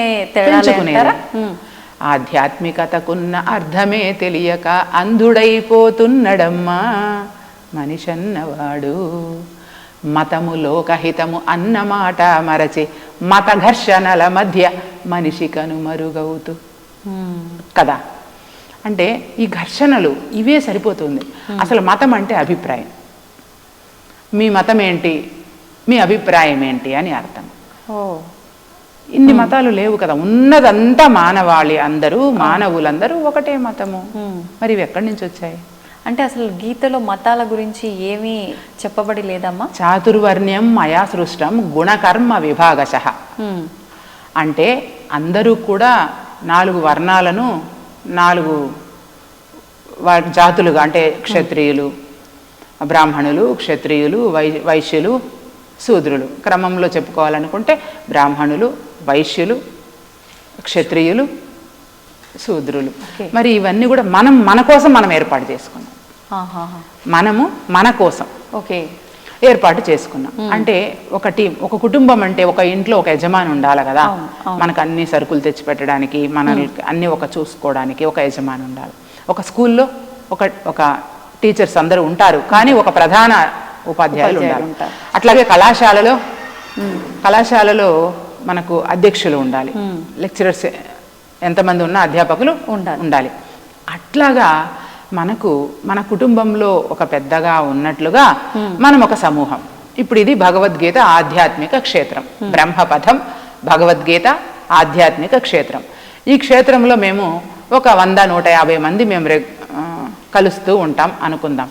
ఈ 150 మందికి భోజనాలంటే ఏంటి, ఏదైనా ఎలా చేయాలి అని ఒక లీడ్ చేసేవాళ్ళు ఉంటారు కదా, నాయకులు ఉండాలి కదా. అలాగా మన కోసం, మన అభివృద్ధి కోసం మనం ఏర్పాటు చేసుకున్నాం ఏదైనా కూడా. అట్లాగా ఈ 4 వర్ణాలు ఏంటి అంటే, ఇప్పుడు నేను బ్రహ్మ విద్యను బోధిస్తూ ఉంటాను నా చిన్ననాటి నుంచి. అయితే నాకు వేరే ఏమీ తెలియదు. ఇప్పుడు నేను విద్యను బోధించాలి అంటే నేను ఇంట్లో ఒకరికో ఇద్దరికో చెబుతాను, అది ఎక్కువ మందికి చేరాలి అని మీలాంటి వాళ్ళకి ఆలోచన కలిగింది అనుకుందాం. అప్పుడు మీరు ఈ విషయాన్ని మనం 10 మందికి చెప్పాలంటే 10 మందిని ఒక చోట సమావేశపరచాలి, ఒక కార్యక్రమం పెట్టాలి, ఈ విద్యను తీసుకెళ్ళి అక్కడ పరిచయం చేయాలనే ఆలోచన మీకు వస్తుంది. అప్పుడు మీరు పాలకులు, క్షత్రియులు పాలిస్తారనమాట. అంటే ప్రజలకి ఏది కావాలో, ప్రజలు అభివృద్ధి చెందడానికి ఏది సముచితమైనదో అది మీరు తీసుకెళ్ళి ఆ ప్రజలకు బోధిస్తారనమాట. అది 4వ అధ్యాయం చెబుతుంది. అంటే పూర్వము బ్రహ్మ విద్యను తెలిసిన వాళ్ళు మాత్రమే రాజ్యాన్ని పరిపాలించడానికి అర్హులుగా ఉండేది. ఋషులు రాజ్యాలను పరిపాలించేవారని మీరు వినుంటారు. అవును అవును. అది కాస్త ఋషి చేతిలో నుంచి వీళ్ళ చేతిలోకి వచ్చేసింది అనమాట. మనుషుల చేతిలో మామూలుగా అవగాహన లేకుండానే ఇప్పుడు చాలా చోట్ల ఉద్యోగాలు కానీ అవగాహన లేకుండానే, పని తెలియకుండానే ఉన్నారు కదా, అలాగా చేరిపోయిందన్నమాట. అందుకని చెప్పి ఇలా మనము అంటే మన దేశ అభివృద్ధి కోసం, లేదా మనం అందరం కలిసి అభివృద్ధి చెందడం కోసం ఈ పద్ధతులు వచ్చాయి, విభజన పద్ధతులు వచ్చినాయి. దానివల్ల ఏమైందంటే ఈ బ్రాహ్మణులు అంటే బ్రహ్మతత్వాన్ని బోధించేటటువంటి వాళ్ళు, అలా బోధించలేదు అనుకోండి వాళ్ళు బ్రాహ్మణులు కాదు, వాళ్ళు ఆ కులంలో పుట్టిండొచ్చు గాక, ఆ క్యారెక్టర్స్ లేవు కదా, కాబట్టి వాళ్ళు బ్రాహ్మణులు కాదు. అట్లాగే క్షత్రియులు పాలించే వాళ్ళు కూడా ఉంటేనే ఈ విద్య అందుతుంది. ఓకే, నేను బోధిస్తున్నాను, మీరు ఒక కార్యక్రమాన్ని చేయటానికి నిర్వహణకు మీరు పూనుకున్నారు, కానీ మీకేం కావాలి, ఊరికి అయిపోదు కదా, ఒక కార్యక్రమానికి మైక్ పెట్టాలి, వచ్చిన వాళ్ళకి భోజనం పెట్టాలి, ఒక కళ్యాణ మండపాన్నో ఏదో ఒకటి, ఒక స్థలాన్ని మీరు ఏర్పాటు చేయాలి, వీటికన్నిటికీ డబ్బు కావాలి. కాబట్టి అమ్మ ధర్మం బోధించడానికి మనకి డబ్బు కావాలి కదా అని చెప్పి మీరు పాలకులు కనుక, మీ చేతిలో అధికారం ఉంటుంది కనుక ఊర్లో ప్రజలందరినీ కలిపి తలా రూపాయి అడిగి ఈ కార్యక్రమం చేద్దాము అని అంటారు. ఆ రూపాయి మీకు ఎవరివ్వగలరు అంటే అది సంపాదించే వాళ్ళే ఇవ్వగలరు, వ్యాపార వాణిజ్య విషయాల మీద. అది వైశ్యులు. ఇక్కడ కులమతాలకు సంబంధం లేదు, ఈ భావన. అయితే వీళ్ళు వ్యాపారంలో నిరంతరం ఉంటారు. అప్పుడు వాళ్ళు ఈ కార్యక్రమాలన్నీ చేయలేరు. కాబట్టి నాన్న నేను 10 రూపాయలు దానం ఇస్తానమ్మా, నువ్వు మంచి పని చేస్తున్నావు, నువ్వు చెయ్యి అని నువ్వు ఆ కార్యక్రమాన్ని నిర్వహించడానికి నీకు 10 రూపాయలు, తలా 10 రూపాయలు ఇస్తారు వీళ్ళు వైశ్యులు. ఇంతటితో అయిపోదు కదా, నీకు అక్కడ అరేంజ్ చేసే వాళ్ళు ఉండాలి, చిమ్మే వాళ్ళు ఉండాలి, అన్నం వడ్డించే వాళ్ళు కావాలి. వీళ్ళంతా శూద్రులు, సేవకులు. ఇప్పుడు ఈ నలుగురు లేకపోతే ఏ ఇంట్లో అయినా జరుగుతుందా? అప్పుడు సేవకులు శూద్రులు తక్కువైపోతారు, బ్రహ్మ విద్యను బోధించే వాళ్ళు ఎక్కువైపోతారా? అలానే అయ్యారు కదా. అంతా కూడా ఏమైపోయిందంటే అవగాహన లోపం. ప్రపంచంలో ఉండే మానవాళిలో 99.9% జనులకు ఏమైందంటే విషయ పరిచయం ఉంది, భగవద్గీత ఉందని ప్రపంచంలో ఎవరికిదో తెలియదు చెప్పండి. అవును అవును. కానీ భగవద్గీతలో ఏముందో దాన్ని గ్రహించే శక్తి లేదు. పరిచయం ఉంది, పరిజ్ఞానం లేదు అనొచ్చా? పరిచయం ఉంది, పరిజ్ఞానం లేదు, అవగాహన లేదు. అందుకని ఇలాగే మీరు ఏ విషయం తీసుకున్నా మనం వాస్తవంలోకి వెళ్ళి పరిశీలన చేసినప్పుడు మనకి వాస్తవాలు తెలుస్తాయి. ఇప్పుడు వాస్తవానికి వెళ్ళి పరిశీలన చేయగలిగే ధ్యాస ఇప్పుడు లేదు కదా. నా ధ్యాస అంతా ఏమైపోయింది అంటే భౌతిక విషయాలపైకి వెళ్ళిపోయింది. కాబట్టి అవగాహన లోపం వచ్చింది. ధర్మ సంస్థాపన చేసేవాళ్ళు కరువు అయ్యారు, చాలా అరుదైపోయారు. ఓకే మీరు చెప్పినంత విన్న తర్వాత అనిపించింది అంటే మతాలు ఈ కులాలు అనేది అసలు లేనే లేవు, మనకి మనం సృష్టించుకున్నవి మాత్రమే. ఇది అంటే ఈ వ్యవహారం చేసిన వాళ్ళని ఈ రకంగా అని ఎవరికి వాళ్ళు డిసైడ్ చేసింది, అంతవరకు బాగానే ఉంది. అది కాస్త ఇప్పుడు కులాలు మతాలు అని కొట్టుకుని చచ్చేదాకా పోయింది. అంటే ఒకటి కాదు, ఒకదాన్ని తీసుకుంటే ఒక కులాన్నో ఒక మతాన్నో దాంట్లో మళ్ళీ వర్గాలు ఇలా అంతా కూడా వెళ్ళిపోతుంది ప్రస్తుత సమాజంలో. మరి ఇవన్నీ ఎందుకంటారు? అంటే అమ్మ ఇప్పుడు మనము నేను డిగ్రీ కాలేజీలో పనిచేస్తూ ఉన్నాను, ప్రభుత్వ డిగ్రీ కళాశాల నగరి. ఇప్పుడు మా కళాశాలలో బీకామ్ ఒక గ్రూప్ ఉంది, అట్లాగే బిఏ ఒక గ్రూప్ ఉంది, బిఎస్సి ఒక గ్రూప్ ఉంది. ఇప్పుడు మా కాలేజీకి వస్తే మేము ఈ గ్రూప్స్ ఉన్నాయని చెబుతాము. వీళ్ళందరూ బిఎస్సి విద్యార్థులు, వీళ్ళందరూ బీకామ్ విద్యార్థులు, వీళ్ళందరూ బిఏ విద్యార్థులు అని చెప్పుకుంటాం కదా. ఇది ఒక మతం అన్నమాట, ఒక సమూహము. అట్లా ఒక్కొక్క సమూహము కలిసి నా కులం ఇది, నా మతం ఇది, నా పద్ధతి ఇది అని అంతా ఏర్పాటు చేసుకున్నది ఎవరికి వారే గాని ఇదంతా కూడా స్వయం సృష్టే గాని భగవంతుని సృష్టి కాదు. భగవంతుని సృష్టిలో అందరూ సమానమే. భగవంతుని సృష్టే కాదు, ఎవరికి వారు సృష్టించుకున్నది అని మీరు అన్నారు. అంటే భగవంతుడి ఆజ్ఞ లేనిదే, ఇప్పుడు అంటూ ఉంటారు శివుడాజ్ఞ లేనిదే చీమైనా కుట్టదు అని.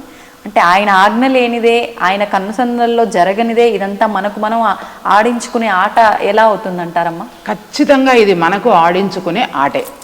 నకర్తృత్వం నకర్మాణి లోకస్య సృజతి ప్రభు నకర్మ ఫల సంయోగం స్వభావస్తు ప్రవర్తతే. అంటే మానవుల యొక్క పుణ్య పాపాలకు గాని వాళ్ళ యొక్క చేష్టలకు గాని వాళ్ళు చేస్తున్న ఏ పనికి గాని నాకు సంబంధం లేదు. అజ్ఞానపు మనుషులు మోహవశం వల్ల నేను చేస్తున్నానని వాళ్ళు భ్రమ చెందుతున్నారు అని భగవద్గీతలోనే ఉంది. మీరు ఏ ప్రశ్న వేసినా ప్రతి ప్రశ్నకు సమాధానం భగవద్గీత, ప్రతి సమస్యకు పరిష్కారం భగవద్గీత. కాబట్టి ఇవంతా కూడా కల్పన.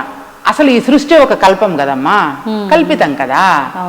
మనము సిమెంటు, ఇసుక, గులక కలిపి ఒక కాంక్రీట్ని తయారు చేసి నీకు కావలసిన షేపులో నువ్వు గోడ కట్టుకుంటూ ఉన్నట్లుగా నీకు అనిపించినటువంటి భావనతో నువ్వు కల్పన చేసుకుంటూ ఉన్నావు. అయితే అదే నువ్వు సద్గురు మార్గంలో ధర్మ మార్గంలో ఉన్నావనుకో, నీకు అటువంటి కల్పనలు రావు. ఎట్లా అంటే ఇప్పుడు నువ్వు ఇక్కడ ఇది మాట్లాడుతూ ఉన్నారు, ఇప్పుడు మీరు నిద్రపోయి కలగంటూ ఉన్నటువంటి సందర్భాన్ని ఊహించుకోండి. కలలోని మిమ్మల్ని సింహం తరుముకుంటూ వచ్చింది, పులి తరుముకుంటూ వచ్చింది, అలా ఎన్నో అనుభవాలు కలిగినాయి. కళ్ళు తెరిచాక ఏమనిపించింది? కలే కదా, ఇదంతా నిజం కాదు కదా. అట్లాగే ఇక్కడ నుంచి కూడా ఈ బాహ్య చూపు, బాహ్య ప్రపంచాన్ని చూసే శక్తిని కోల్పోయిన తర్వాత ఆ సినిమా స్టార్ట్ అవుతుంది, అక్కడ స్టార్ట్ అవుతుంది. అప్పుడు నీకు అనిపిస్తుంది ఏంటిదబ్బా ఇది అనేటటువంటి భావన అనిపిస్తుంది. అంటే అప్పుడు మళ్ళా నువ్వు మేల్కుంటావు అన్నమాట. ఇది జస్ట్ ఉదాహరణకి. ఇప్పుడు మీరు ఎలా గ్రహించారు? భగవంతుని తత్వం ఇది అని నువ్వు గ్రహిస్తే అప్పుడు నువ్వు మేల్కుంటావు. మరి నువ్వు మేలుకున్నప్పుడు అప్పుడు నీకు విషయము వాస్తవం ఏదో తెలుస్తుంది. ఓకే, ఇది అబద్ధము, ఇది మనము భ్రమ చెందాము. ఎట్లాగా అంటే ఇక్కడేదో తాడు కనిపించింది, పెద్దలందరూ చెప్తూ ఉంటారు ఈ ఉదాహరణ. తాడు ఉంది అక్కడ, కానీ దాని తాడుగా నువ్వు చూడలా, అమ్మో పాము అనుకుంటావు. కానీ ఎవరో వచ్చి నీకు ఇది తాడు కాదు, ఇది పాము కాదు నాన్న, తాడేను, అరే అవునా అని గ్రహించడం.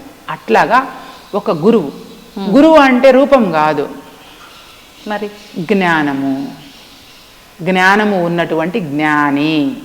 కానీ అంటే ఎలా ఎంచుకోవచ్చు అంటారు? అతనికి మనకే జ్ఞానం లేనప్పుడు ఒక జ్ఞానం ఉన్న వ్యక్తిని మనం ఎలా తీసుకోగలుగుతాము? ఎలా గ్రహించగలుగుతాము? పలానా గురువు అంటే మనకు స్కాంద పురాణం ఒకటి ఉంది, దాంట్లో అష్టాదశ పురాణాలలో స్కాంద పురాణం ఒకటి. అందులో ఉమామహేశ్వర సంవాదం అని ఒక ఘట్టం ఉంది. ఆ ఉమామహేశ్వర సంవాదంలో 351 శ్లోకాలు ఉన్నాయి. ఆ 351 శ్లోకాలు ఏమి చెప్తాయి అంటే, అసలు గురువు పార్వతీదేవి అడుగుతుంది, జనులందరూ కూడా ఇచ్ఛాద్వేష సముత్థేన ద్వంద్వమోహేన భారత సర్వభూతాని సమ్మోహం సర్గేయాంతి పరంతప. ఇది భగవద్గీతలో ఉన్న శ్లోకం. మీరు ఇంకొక విషయం ఏంటంటే, ఏ గ్రంథమన్నా తీసుకోండి, పదాలు వేరుగా ఉంటాయి, శ్లోకాలు వేరే తీరులో ఉన్నట్టు ఉంటాయి, కానీ ఆంతర్యంగా నిగూఢంగా దాగి ఉన్నటువంటి సత్యం ఒకటే, సారం ఒకటే. అది మీకు ఇప్పుడే నేను ప్రూవ్ చేస్తాను.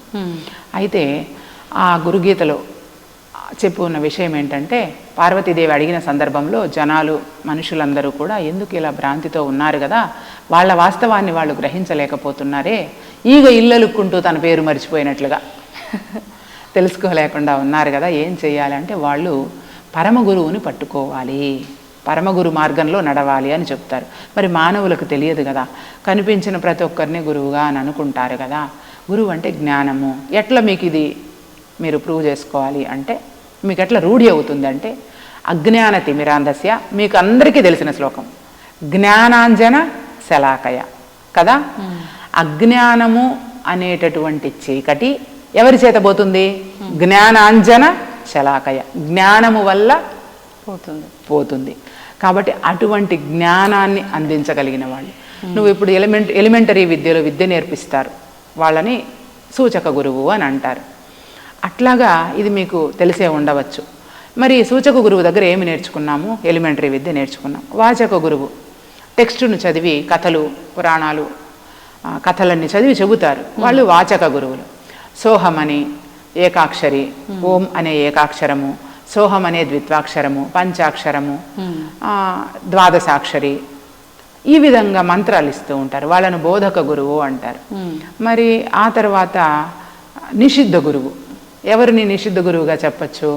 మంత్రాలు యంత్రాలు తంత్రాలు ఏవో చేస్తూ ఉంటారు, వీళ్ళందరినీ నిషిద్ధ గురువుగా చెప్పచ్చు. ఈ విభజన మీకు తెలిసిపోయింది అనుకోండి. తర్వాత 5వది విహిత గురువు. విహిత గురువు అంటే భగవద్గీత చదువుకుంటే మంచిది, బ్రహ్మపదం భగవద్గీత ఆధ్యాత్మిక క్షేత్రంలో భగవద్గీత నేర్పిస్తూ ఉన్నారంట, అందులోని మూలాల్లోకి వెళ్ళి అని ఎవరైనా చెప్తారు. అలా చెప్పి దారి చూపించే వాళ్ళు విహిత గురువులు అన్నమాట.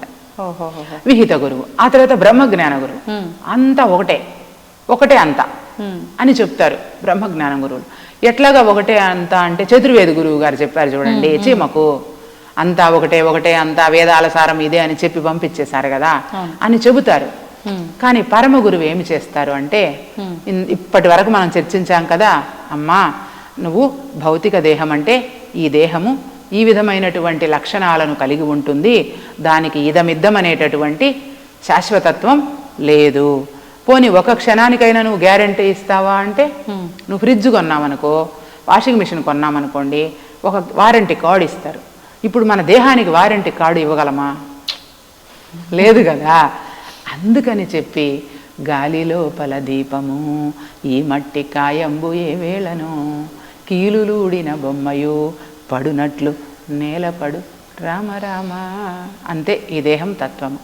అందుకని చెప్పి దేహం, దాని యొక్క ఫంక్షన్స్, విధి విధానాలు, అట్లాగే నీలో ఉన్న డ్రైవర్ దేహి, దాని యొక్క విధి విధానాలు, భగవంతుడు భగవంతుని లక్షణాలు, అది నీకు అర్థం చేయించి, రమణ మహర్షి చెప్పినటువంటి నేనెవరు అనే ప్రశ్నను నీకు అనేక సాక్ష్యాలతో, రుజువులతో, శాస్త్రాలతో, ప్రమాణాలతో నీకు రుజువు చేయించి, నీకు నీకే గ్రహింప చేయగలిగినటువంటి వారెవరైతే ఉన్నారో వాళ్ళు పరమ గురువులు.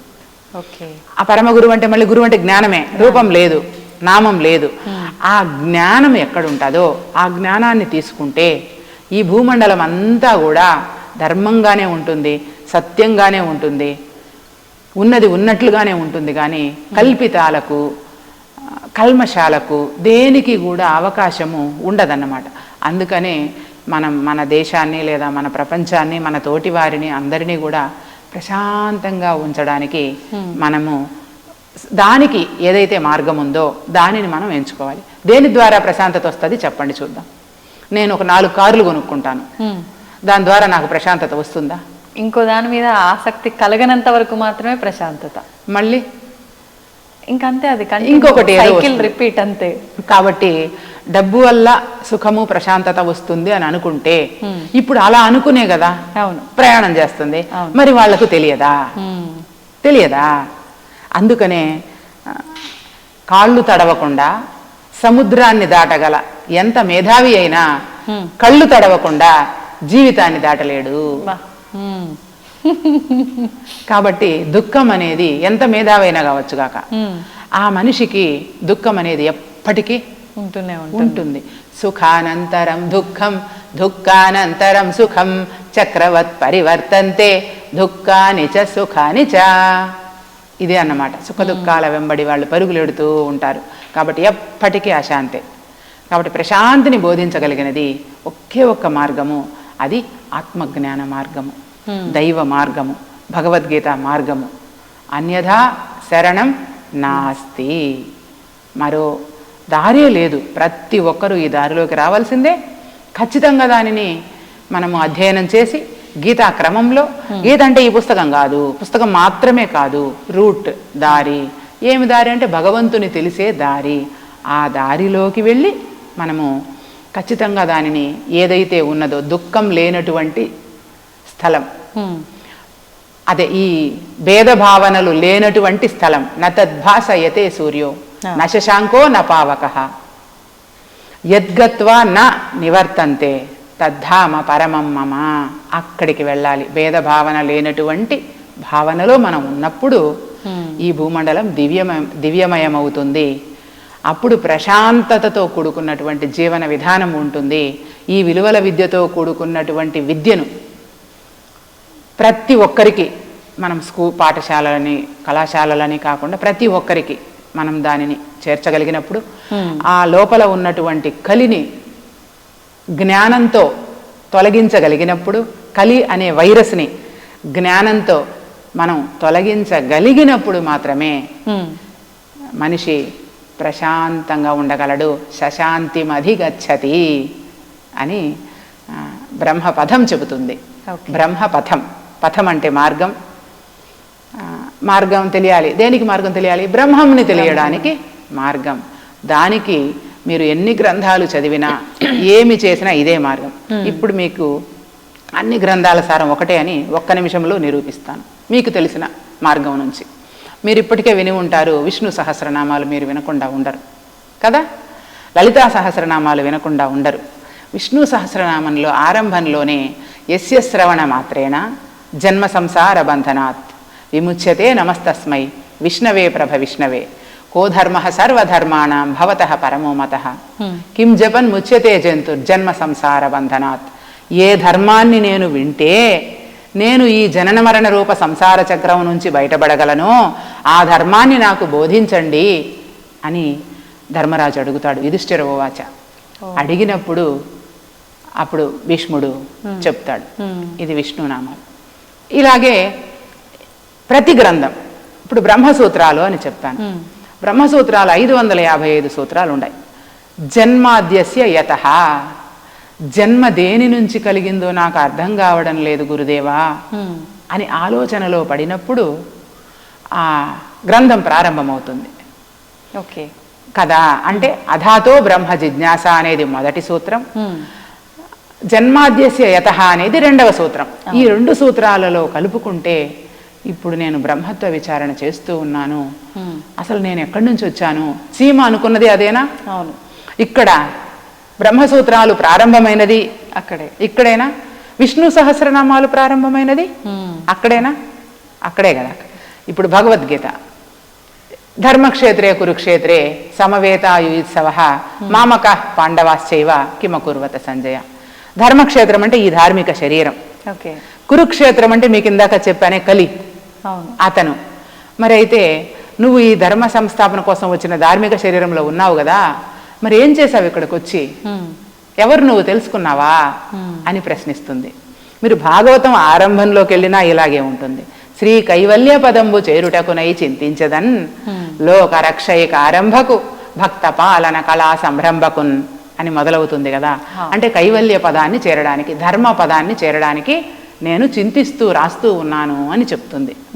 మీరు ఏ గ్రంథమైనా తీసుకోండి, మనకు సమయం లేదు గనక ఏ గ్రంథమైనా మీరు తీసుకోండి, లలిత సహస్రనామాలు కావచ్చుగాక, ఏ గ్రంథం మీరు తీసుకున్నా అసలు సత్యమైనది నిత్యమైనది ఏది అనేటటువంటి విధానంలోనే గ్రంథం కొనసాగి ఉంటుంది. కానీ ఆ మర్మము మనకు అర్థం కాదు.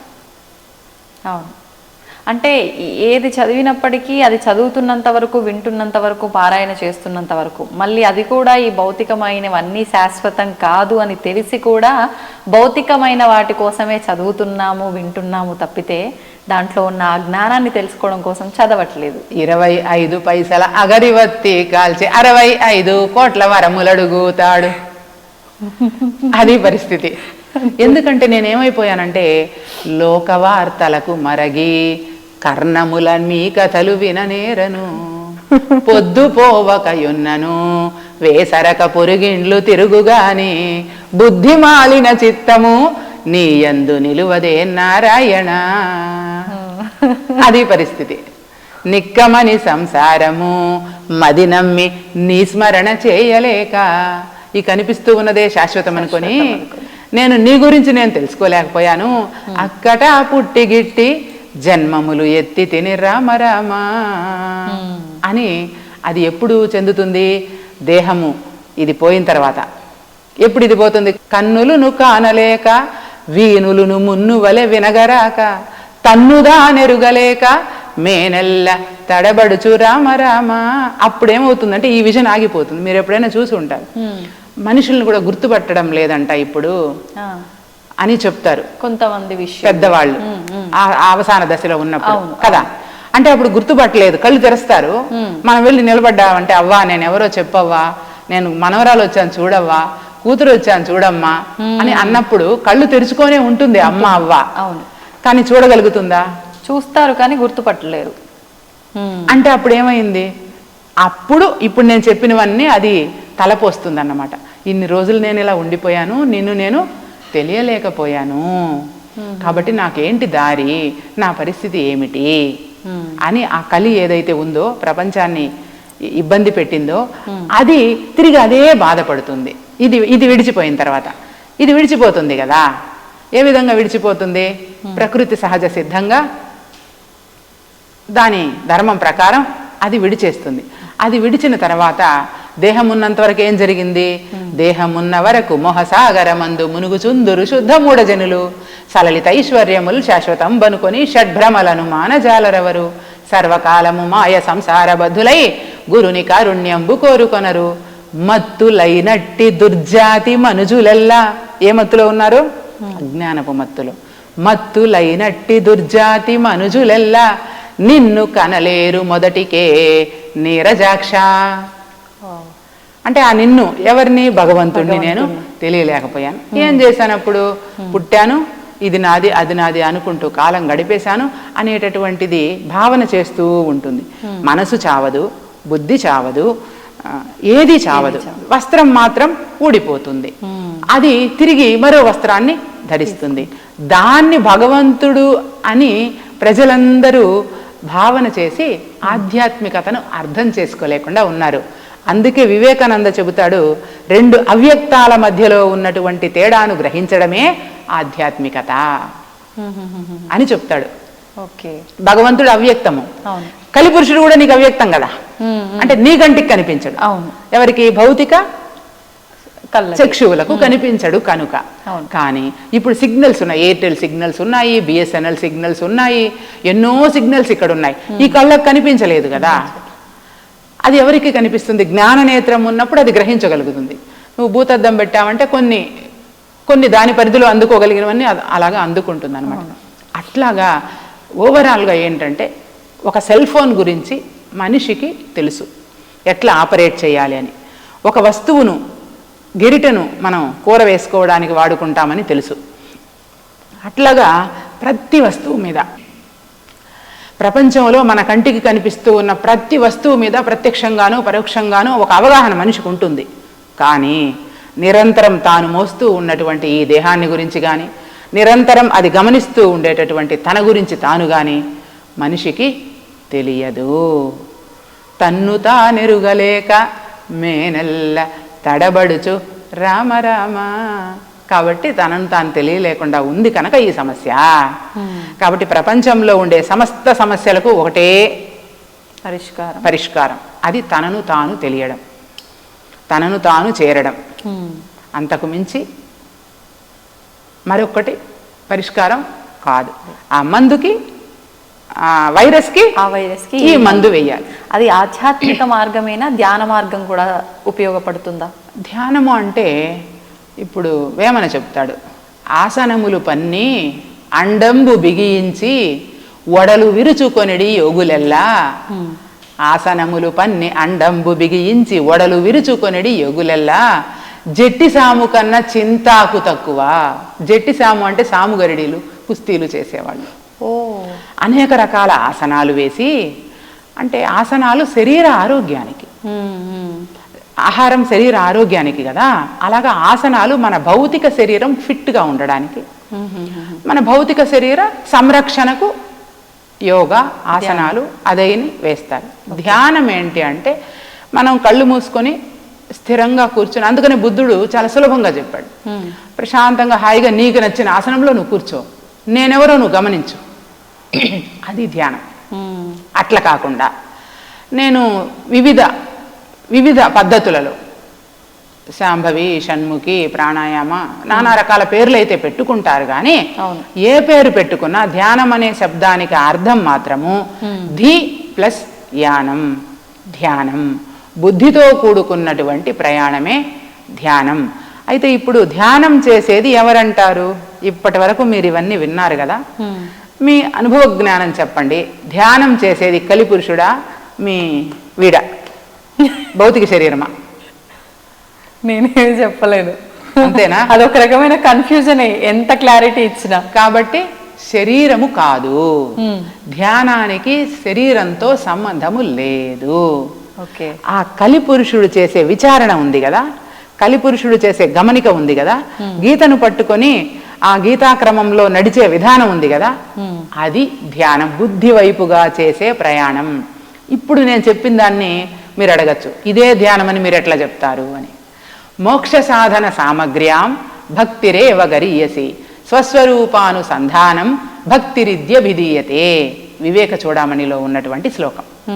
అంటే నేనెవరు అని విచారణ చేసేటటువంటి విధానమే భక్తి అని దాని అర్థం. అదే ధ్యానం. అంటే ఎక్కడికి వెళ్ళినా మళ్ళీ రమణ మహర్షుల వారు చెప్పిన నేనెవరు అనే ప్రశ్న దగ్గరికే వస్తుంది, ఖచ్చితంగా అక్కడికే వస్తుంది, రావాలి కూడా. అది తెలియకపోతే సెల్ ఫోన్ నీ చేతిలో పెట్టుకొని దాని ఆపరేషన్ తెలియకుండా గమ్మునే పెట్టుకున్నట్లుగానే నా శరీరము గురించి నాకు తెలియకుండా పచ్చి చర్మపు తిత్తి పసలేదు దేహంబు లోపల అంతటా రోయరోత నరములు శల్యముల్ నవరంధ్రముల్ రక్త మాంసపు కండల మైలతిత్తి బలమైన ఎండవ నలకోర్వదెంతైన తాళలేదాకలి దాహములకు సకల రోగములకు సంస్థానమై ఉండు నిలువదు అస్థిరమైన నీటి బుడగా బొందిలోనున్న ప్రాణములు పోయినంత కాటికే గాని కొరగాదు గవ్వకైనా. కాబట్టి దీంతో మనం చేసేది ఏమీ లేదు. ఈ వస్త్రము ఇవి రెండు ఒకటే. వాసాంసి జీర్ణాన్ని యదా విహాయ నవాని గృహ్ణాతి నరోపరాణి తథా శరీరాన్ని. తెలిసిందే కదా, అందరికీ తెలిసిన శ్లోకం ఇది. కాబట్టి మనము చేయగలిగిందల్లా ఒకటే. ఆ కలిపురుషుడు అనుకుంటేనే చేయగలడు. దాంట్లో ఉండే వైరస్ని పోగొట్టాలంటే నేను దుఃఖంలో ఉన్నప్పుడు నేను బాగుండాలి అని ఎవరు అనుకుంటారు? అదే కదా అనుకుంటుంది. కాబట్టి ధ్యానము చేస్తున్నది అది అని గ్రహించి ఆ యొక్క పునాదితో గనక ధ్యాన సాధన చేస్తే, అంటే జ్ఞానార్జనకై ధ్యాన సాధనను కొనసాగించినప్పుడు వాళ్ళ యొక్క జీవితం అనేది, జీవన విధానం అనేది జీవంతో కూడుకున్నటువంటి జీవన విధానం కనుక చాలా అద్భుతంగా, చాలా ప్రశాంతంగా, చాలా నెమ్మదిగా, ఎటువంటి ఆరాట పోరాటాలు లేకుండా, ఎటువంటి అల్లలాడే విధానం లేకుండా ప్రశాంతమైనటువంటి జీవనం అనేది కొనసాగాలి అంటే నేనెవరో నన్ను నేను ఖచ్చితంగా తెలుసుకొని తీరాలి. సంతోషమ్మా, చాలా చక్కటి వివరణ.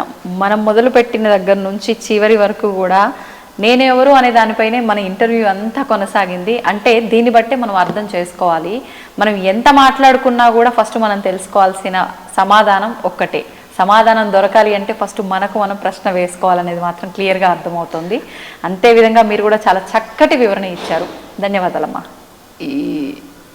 ఈ నేనెవరు అనే విషయాన్ని తెలియజేయడం కోసమే ఈ పుణ్యక్షేత్రంలో తిరుపతిలో ఈ బ్రహ్మపథం భగవద్గీత ఆధ్యాత్మిక క్షేత్రాన్ని నిర్మించి ఇక్కడ ప్రతి నెల 2వ శుక్ర శని ఆదివారాలలో 3 రోజులలో భగవద్గీత అధ్యయనం ఆచరణ అనే అంశం మీద 3 రోజుల శిక్షణా శిబిరం జరుగుతుంది. ప్రతి నెల ఆసక్తి కలిగిన వాళ్ళు, నేనెవరు అని తెలుసుకోవాలి అనే ఆసక్తి కలిగిన వాళ్ళు ఖచ్చితంగా ఇక్కడ ఉచితమైనటువంటి వసతి సౌకర్యాలు అందిస్తారు. 3 రోజులు ఇక్కడ ఉండి ఆ శిక్షణను పొంది నేనెవరో ఎలా పరిశీలన చేయాలనే విధానాన్ని తెలుసుకోవచ్చు. ఇంకొకటి, ఇక్కడ ప్రతిరోజు జరిగే కార్యక్రమాలు ఒక్కొక్కరికి ఒక్కొక్క గ్రంథము ఒక్కొక్క అంశము ఆసక్తి ఉంటుంది కనుక ఇక్కడ ఉదయం 5:30కు ఆదిత్య హృదయం, అంటే శ్రీరాముడు యుద్ధభూమిలో తాను భౌతిక శక్తి పోయింది ఆయనకి, అప్పుడు యుద్ధభూమిలో పడిపోతాడు, భౌతిక శక్తి క్షీణించిపోయింది. అప్పుడు అగస్త్య మహర్షుల వారు వచ్చి ఇచ్చి తిరిగి పునఃశక్తిని ఆయనలో ప్రవేశింపజేసి ఆ మంత్రం ద్వారా చేశారు గనక ఉదయం 5:30కి ఆదిత్య హృదయంతో ఇక్కడ సేవలు ప్రారంభమవుతాయి. 5:30 నుంచి 6 వరకు ఆదిత్య హృదయం, 6 నుంచి 7 వరకు భగవద్గీత ఒక అధ్యాయం పారాయణం, అట్లాగే ఆ అధ్యాయంలో ఉన్నటువంటి లక్ష్యార్థం, వాచ్యార్థము కాదు, లక్ష్యార్థము అనుభవార్థం అన్నమాట. ఆ విధంగా నేనెవరు అనే దాని మీద చర్చ, ప్రతి రోజు ఒక అధ్యాయము చర్చ. 7 నుంచి 8 వరకు అల్పాహారం, 8 నుంచి 9 వరకు లలితా సహస్రనామాలు, 9 నుంచి 10 వరకు విష్ణు సహస్రనామాలు. అంటే కొంతమందికి అదే నచ్చుతుంది, దాని ద్వారానే నేనెవరో నేర్పించడం. ఇప్పుడు కుమ్మరివాడు వచ్చాడు అనుకోండి, ఆయనకి ఇవేమీ తెలియదు, మట్టి కుండ, దీంతోనే ఆయనకి నేనెవరో పరిశీలన చేసే విధానం మనం చాలా సులభంగా నేర్పించచ్చు. దాన్నే భగవద్గీత తత్వవిత్తు. ఇప్పుడు వ్యవసాయం చేసే వాళ్ళు వస్తారు, వాళ్ళకి ఇవేమీ అవసరం లేదు. నువ్వు పొలంలో విత్తనాలు చల్లుతావు కదా, చల్లినప్పుడు కలుపు మొక్కలు వస్తాయి, ఆ కలుపు మొక్కల్ని నువ్వు పీకకపోతే ఆ పంట ఏమవుతుంది? పాడైపోతుంది. మంచి పంటలను పండించి దిగుబడి సాధించుకోవాలి అనేటటువంటి రైతు ఏమి చేస్తాడు? కలుపు మొక్కలను తీసేస్తాడు. అలాగా నువ్వు స్వచ్ఛమైన వాడివి, భగవంతుని జ్ఞానం ఉన్నవాడివి, నీలో ఉండేటటువంటి ఆ కలుపు మొక్కలు లాంటి ఆలోచనలు వచ్చినప్పుడు దాన్ని తీసేయి అని చెప్పి ఈ విధంగా వ్యవసాయం పద్ధతిలోనే ఆయనకి నేనెవరో చెప్పడం. అట్లాగా ఆ తత్వ విధానాన్ని ఆయా అంశాల ద్వారా అందించడానికి ఇవన్నీ ఇక్కడ పెట్టామన్నమాట. ఇట్లా 10 వరకు విష్ణు సహస్రనామాలు అయిపోయిన తర్వాత 10 నుంచి 12:30 వరకు మౌనం ధ్యానం. 12:30 నుంచి 1:30 వరకు భోజన విరామము. 1:30 నుంచి సాయంత్రం 4:30 వరకు కూడా రామరామ శతకం, నారాయణ శతకం, నరసింహ శతకం, అన్నమాచార్యుల వారి సంకీర్తనలు, వీటన్నింటి మీద ఇక్కడ చర్చ. అంటే అన్ని వాయిద్యాలతో కలిపి పాడుకోవడం, వాటి మీద నేనెవరు అనే దాని మీద చర్చించడం. ఆ తర్వాత 5:30 వరకు యోగ ఆసనాలు. దేహం బాగుండాలి కదా, కాబట్టి దేహ సంరక్షణ కోసం, ఆరోగ్యం కోసం ఆసనాలు, యోగాసనాలు, యోగా నేర్పిస్తారు. ఆ తరువాత 5:30 నుంచి 6:30 వరకు ధ్యానము, 6:30 నుంచి 7:30 వరకు ఆ రోజు ఎవరైనా ఉంటే వాళ్ళ సందేశాలు. ఈ విధంగా ప్రతిరోజు ఇక్కడ కార్యక్రమాలు జరుగుతాయి. ప్రతి ఆదివారం సత్సంగం ఉంటుంది, ప్రతిరోజు సాయంత్రం సత్సంగం ఉంటుంది. అట్లాగే భగవద్గీత జయంతి, రేపు 30వ తేదీన గీతా జయంతిని జరుపుకుంటూ ఉన్నాము. శివరాత్రి ఉత్సవాలు, ప్రత్యేక సందర్భాలలో, ప్రత్యేక పండుగలలో ప్రత్యేకమైనటువంటి ఉత్సవాలు, ఇవన్నీ ఇక్కడ ఏర్పాటు చేయడానికి కారణం కేవలం నేనెవరు అని వాళ్లకు దర్శింప చేయటానికి, తెలియచేయటానికి మాత్రమే. కాబట్టి ఇన్ని విషయాల మీద ఇంతసేపు చర్చించినటువంటి మీకు ప్రత్యేక ప్రణామాంజలి. ధన్యవాదాలు. ధన్యవాదాలు. And for more videos, please subscribe to iDream. Please subscribe to iDream. Please subscribe iDream. And please subscribe to iDream. For more videos, subscribe to iDream. Please like, share, and subscribe to the channel. Congratulations, iDream. Subscribe to iDream. Subscribe to iDream. So subscribe to iDream Media. iDream ki iDream team అందరికి huge congratulations. Please subscribe iDream Media. Please subscribe to iDream. Subscribe iDream. Please subscribe to iDream.